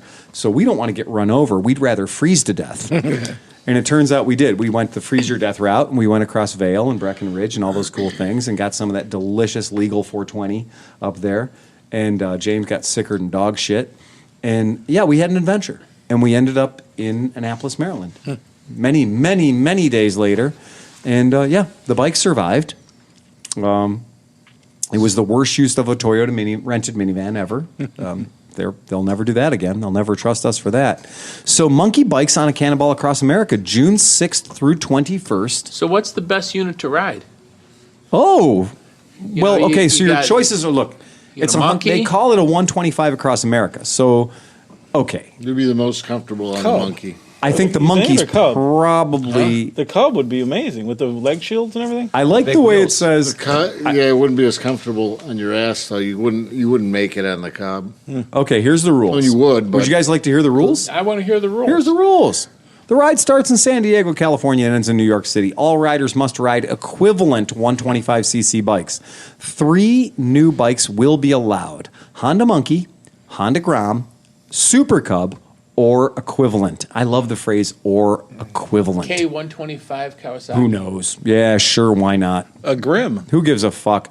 You know what? If you show up on something 125 cc's and they tell you no, you have the right to shit on their feet at that moment. You can do whatever you want and then still do it. The cost to join this 14-day ride is $1,695 doll hairs. This covers your lodging for the 14 nights during the ride and the cost of a support truck and driver. You don't fucking need this. Come on, look at what you're riding. You don't need a support truck and driver. This also covers your ride packets, which include a custom Garmin GPS map on a micro SD card and printed ride maps and descriptions. There you go. $200 deposit. What would I do with that? I don't have a Garmin. Exactly. I'd like to remind you that I'm going to be doing this on a 125cc fucking play bike. 1, I'm not going to use your Garmin. 2, I'm just going to follow the trail of depressed, angry, hemorrhoid-ridden people, right? That's all I'm going to do. And when I get tired of their shenanigans, right? Hopefully this is going to be like Babe Rally or Street Safari or any other thing where we do the most important part is the drinking at the hotel, right? And we're all hung over in a mess trying to drive whatever distance we're going to drive that Hey, you day. feel good just enough to go drink again. Yeah, exactly. Right. You get to the hotel as fast as you can so you can get your drink back on. I remember staying up till 4 o'clock in the morning for the 6 a.m. start of the Lake Erie Loop. Hey, we're going to start this race in 2 hours. We should probably lay down and get a couple hours of sleep before we ride our bikes for 12 hours. Yeah, no shit. Riders will be eating in restaurants along the way. There will be laundry services available at several locations. Pinkies up, motherfucker. This ride is about enjoying America, not about carrying lots of gear and cooking along the way. Did I sound snarky enough just then? That was pretty snarky. Okay, it's pretty snarky. Travel light and enjoy. Yes, this is the long-awaited new style of scooters across America. Well, first of all, as a supporter of the Scooter Cannonball for years and years and years, fuck yourself. The Scooter Cannonball thing is mental. It is mental. And yeah, they're allowed to have slightly bigger bikes, 250 cc's, but you know what? The long-awaited new style of scooters across America? Sure. Time to be a kid again and do something really dumb. That's what it says. Time to be a kid again and do something really dumb in the safest way possible. $1,695 hairs, 14-day ride. So what's that come down to? About $120 a day? Fuck, dude, that's cheap. Well, add gas, add everything else. You're riding a fucking monkey, man. That's like $7 worth of gas. Yeah. Right? Yeah. If you use a quart of oil the whole trip, I'll be impressed. I don't think you will. I think you're going to do the whole trip on the tires you left on. The tires will last. You have to change your oil 3 times. I don't even think you will. I think they're tight. I think that motor is one of them weirdo motors that you can't possibly burn oil in. I really I just don't. wonder about Even at speed. how it would hold up. Yeah. That's the only thing I would worry about. I love the spectacle does it of hold it. up? Yeah, I love the spectacle of it. I'm telling you, man. If That's Chris, something I'd be interested in, but it's Chris is gonna do it. That 14 days. I mean, isn't the Cannonball supposed to be you just 10 go days. balls out? It's 10 days. Or It's 10 less days? than 10 days, yeah. But I'm just saying- But Cannonball's a lot harder. The Cannonball is, they're going to put you on a particular route. You're not going to be on the hard ball. You're going to be, and you're going to have to work your balls off to get your miles in every single day. So by the time you get to the hotel, and there's land navigation involved with that too, by the time you get to the hotel, you are fucking spent if your bike still has the piston in it. Well, so, yeah. and they're getting the hotel for you. So Exactly. You have to make it to the hotel. You got it, The baby. hotel that The everybody's hotel. staying But at. they have a sag wagon too, so this thing has a. Yeah, Cannonball is a sag wagon too, but the Cannonball's If your more bike like blows up on the little first more- day, can you just ride in the sag wagon all Probably. the way out there? Sure. Probably. But honestly, it's a Monkey, a Grom, or a Super So Cub. what bike you looking at? Which one are you going to have? I don't have one. You're going to be getting one, clearly. Jesus Christ, man. Are you a Monkey man, a Grom man, or a Super Cub? Or Yes. equivalent. You don't have to. Can't you ride any 125? I'm sure you can. 125 or less. I Your would legs say- are a lot longer than mine, though, Rascal? so that Yeah. it would be really rough. I'd on say you. I'd say Yeah, get the Chris is Benelli tall. and put a Yeah. different sticker on it so it says 125 and ride the I Yeah. rode Benelli. my monkey for 1,200 miles in 4 days. God damn. Yeah, okay. So- All right. And you're That's, still limping. that's a lot of Monkey. No, and it was very comfortable. Right, and I it could is. have done a lot more, but I You just got those So do little you think lemon the- legs. do you think the Monkey or the Super Cub is more comfortable?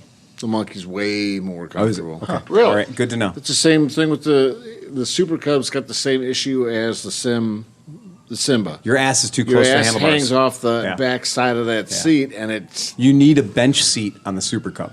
right. If you had a bench seat on the Super Cub, it Yeah. would probably be good for you. Okay. Yeah. So you'd have to transplant. I that. think this is a great idea. I And think the GPS Simba, Kevin, I GPS think Kevin the does Simba would good be shit. perfect for that. Yeah. The Simba would be a better. And you bike know what? than That's the- equivalent.